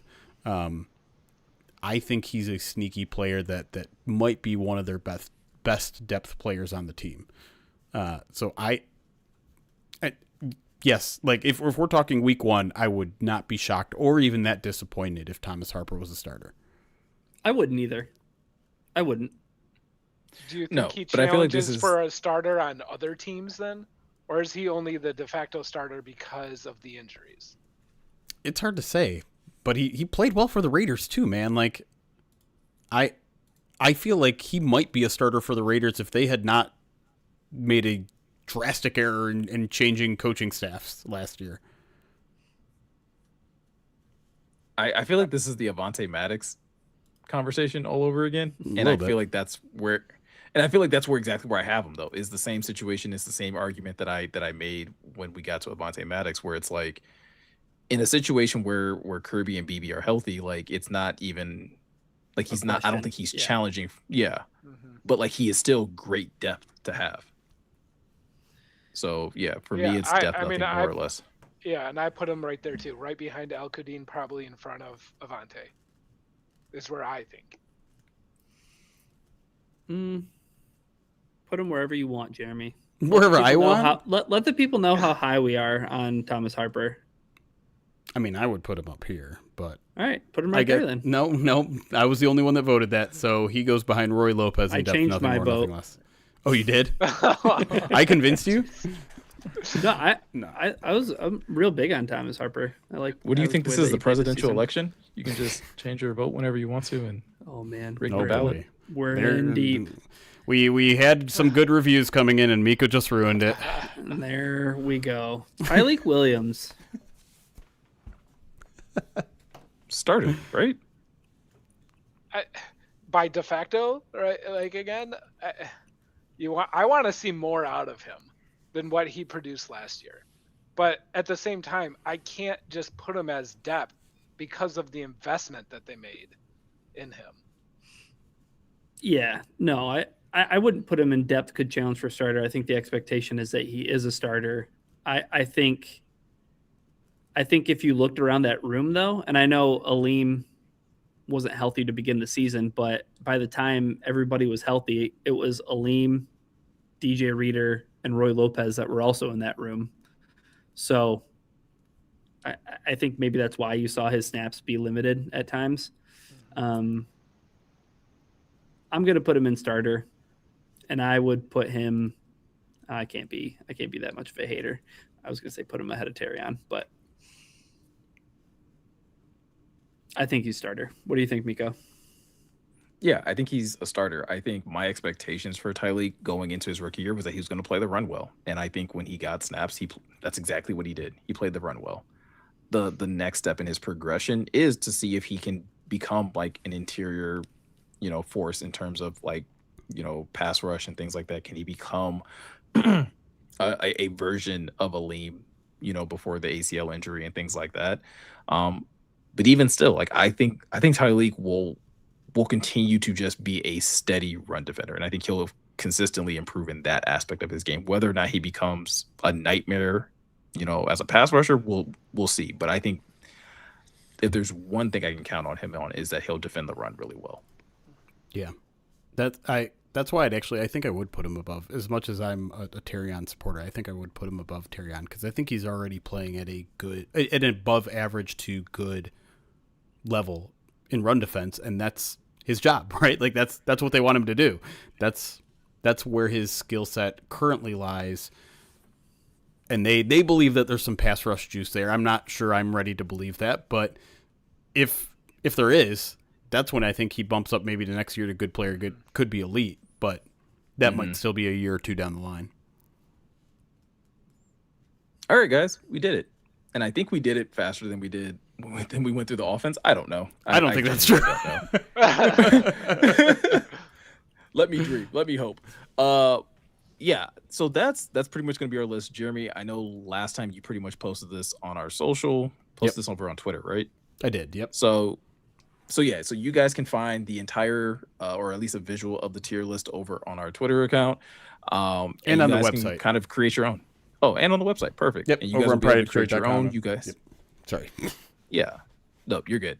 You can find the tier list over on the POD Twitter account. You can also find it on the PrideDetroit.com. And yeah, you can basically leave some comments. Let us know what you think of our list. You can create your own and let us know how you would kind of have things slotted. I think there's obviously going to probably be a little more discussion with this one at the top of it, specifically looking at Brian Branch and Kirby Joseph, and probably Terrion as well. But I think it's interesting conversation with the defense. I think that's one side of the ball where I think people want to see a lot more investment. And I think over the next couple of months, we'll figure out if the Lions how they go about doing that. I wouldn't say if they agree, because I think they would, but how they decide to retool things defensively. It's interesting to look at thoughts? this. Yeah, like look at this list, and you tell me, like in our all pros, we have Hutch and Jack. Great. Once we get to good player could be elite, we have injured, coming off injury.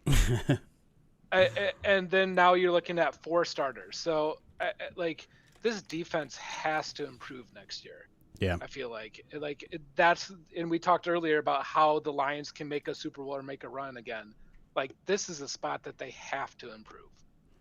Yeah, it's interesting because we had 11 players on offense that we had starter or above. This time we have 9, and even 9 feels like it could be a little, like some of the guys that we have in starter we debated having a little bit lower. So yeah, there's definitely the most work to do here on the defensive side of the ball in terms of personnel. But because there's just so many young players where it's just like you got to take those jumps. You have to have those draft picks in the past 2 or 3 years make that jump to become a solidified starter, if not, borderline elite player. All right, guys. Well, yeah, that's pretty much going to do it for this episode of the Pride Detroit PODcast. Like always, if you want to watch this entire live stream, you can do that over on our YouTube channel at youtube.com/Pride of Detroit, or you can find us over on Twitch at twitch.tv/Pride of Detroit as well. And like always, all of our latest articles can be found over at prideofdetroit.com. We just started our award series where we talked about, I think the first article to drop was Breakout Player of the Year, so definitely go check that out over on the website. Also want to take the time to thank Mottie Tuhati for coming by. So Mottie, thank you for joining us, going through the tier list, offering some great opinions as well. So really appreciate you coming by. Well, and yeah, as always, thanks thoughts? for doing Movember and making all the charity efforts that you guys do too. And going through all the pain that you do to do that. And it's mostly Jeremy, so a little bit. Also, before we close out, I teased it at the end of the Madden Sim. I want to tease it at the end of the PODcast here. We have some potentially major podcast news happening this week. Look out for a potential, because nothing's solidified yet. I don't want to tease it too much, but there could be an announcement coming as early as Tuesday. Such Ryan, big is news. this the first time you heard of this? I don't even know what this I is. was going to say, like, what? Like, there's only one person on staff other than me who knows about this currently. You told John? I'm kidding. Oh, we had to get one more John Whitaker stray in there. That's not even really a stray. That's not even a stray. That's actually like John's a person that you would trust. All right, guys. Well, with all that said, I'm Miko. He's Jeremy. He's Ryan. He's Mottie. Thank you guys for taking the time to watch and listen. And we will see you guys in the next one.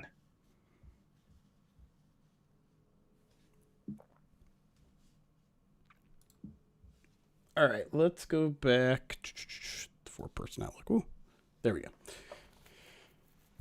We're not getting canceled again. Okay, I was like super worried about what was going to happen if I stopped recording. No, we're good. So, And we're still live. We're still live. We're still live. So there was a brawl in the Pistons game. I saw someone in the chat say that there was Isaiah a fight. Stewart and who? Right? Isaiah Stewart's he's gonna get suspended for like a significant amount of time for this because he ran off the bench. Isaiah Stewart. Oh, so this it was him. That's funny. I mean, that was supposed to be a joke. It wasn't though. Like I'm it gonna wasn't. watch It wasn't. it. I'm not gonna play it on stream because we'd probably get copyright struck. Like I don't know, Duran was involved in something. Jeez. Diddly. Now we got to hear all this Malice in the Palace crap all over again. What's the Hornets home court called? And does it rhyme with a synonym for fighting?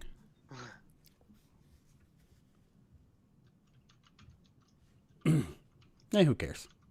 Whatever. Hey guys, the Lions might be able to get, David Njoku. He's basically told the Browns he ain't coming back. Gotta run that Got that 15 personnel. That Drew Petzing connection.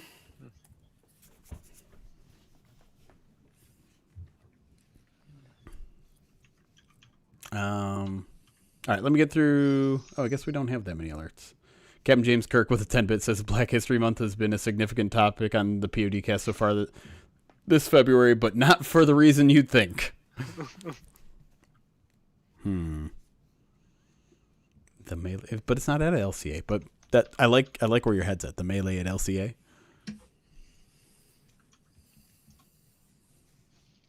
Spectrum Center. Ooh, that's hard to work with. This feels like this never should have escalated to this degree. Nothing I've seen so far. Well, look, I mean, Miles Bridges just runs out of nowhere to sucker punch. Okay, Jalen Duran. Okay, I just got that part. I didn't see that. Whoops, bro. Isaiah Stewart. I wouldn't be surprised if he gets suspended for I don't know, 10 games, maybe longer. I mean, he's running off the bench to get into a fight. Yeah. I'm not even know where I'm supposed to be looking when all this happens. I don't know. That'd be okay. So if it's 10 games, that's obviously. I was gonna say none of this matters because the playoffs are still 2 months away. Yeah, but at that point, you could be talking about seeding and stuff. So yeah. But yeah, I think Bridges and Stewart have to be getting the longest suspensions out of this, right? Yeah, I would say so. Well, I don't know the other guy too, because you escalated this to a degree that I don't think it ever should have got to. Yeah, it looked like Duran just got into his chest kind of thing, and then it became something more than it needed to be. But obviously, it's always going to come down to what was said. It's always what did someone say, and I don't know. Watch this again and just watch Duncan Robinson. He's just everybody else is trying to help break it up, and he's just kind of standing over there, la-di-da. Hey, it's the best way to make sure you don't get clocked. I guess. I love how they all stand there and watch as if to see who's going to get you're ejected. Yeah. Just go to the back. You swung at people. Jeez. JT Sam, I'm not even gonna read that alert. How dare you? Hey, how many channel points for a mock draft? More than you got. 665,000? No, it's not enough. Oh, come on. Nope. So again, in watching this, I understand being upset because you got mushed in the face. Because Jalen Duran definitely full palm. But if you would think once Tobias Harris is literally holding you, you'd be all right, let me chill out. Yeah. Unk has me in a headlock. Like, I should probably chill out.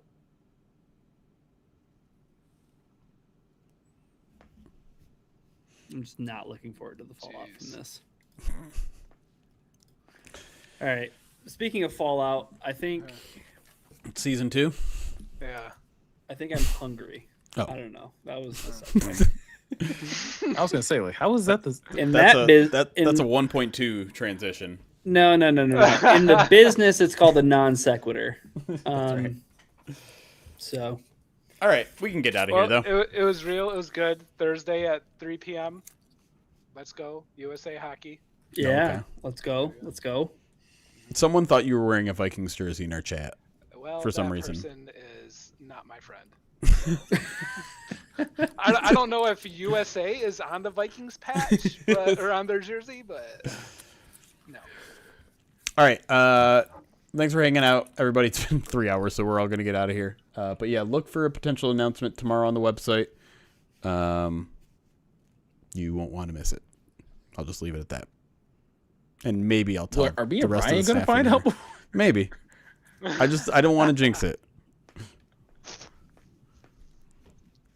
All right. We'll see you guys later.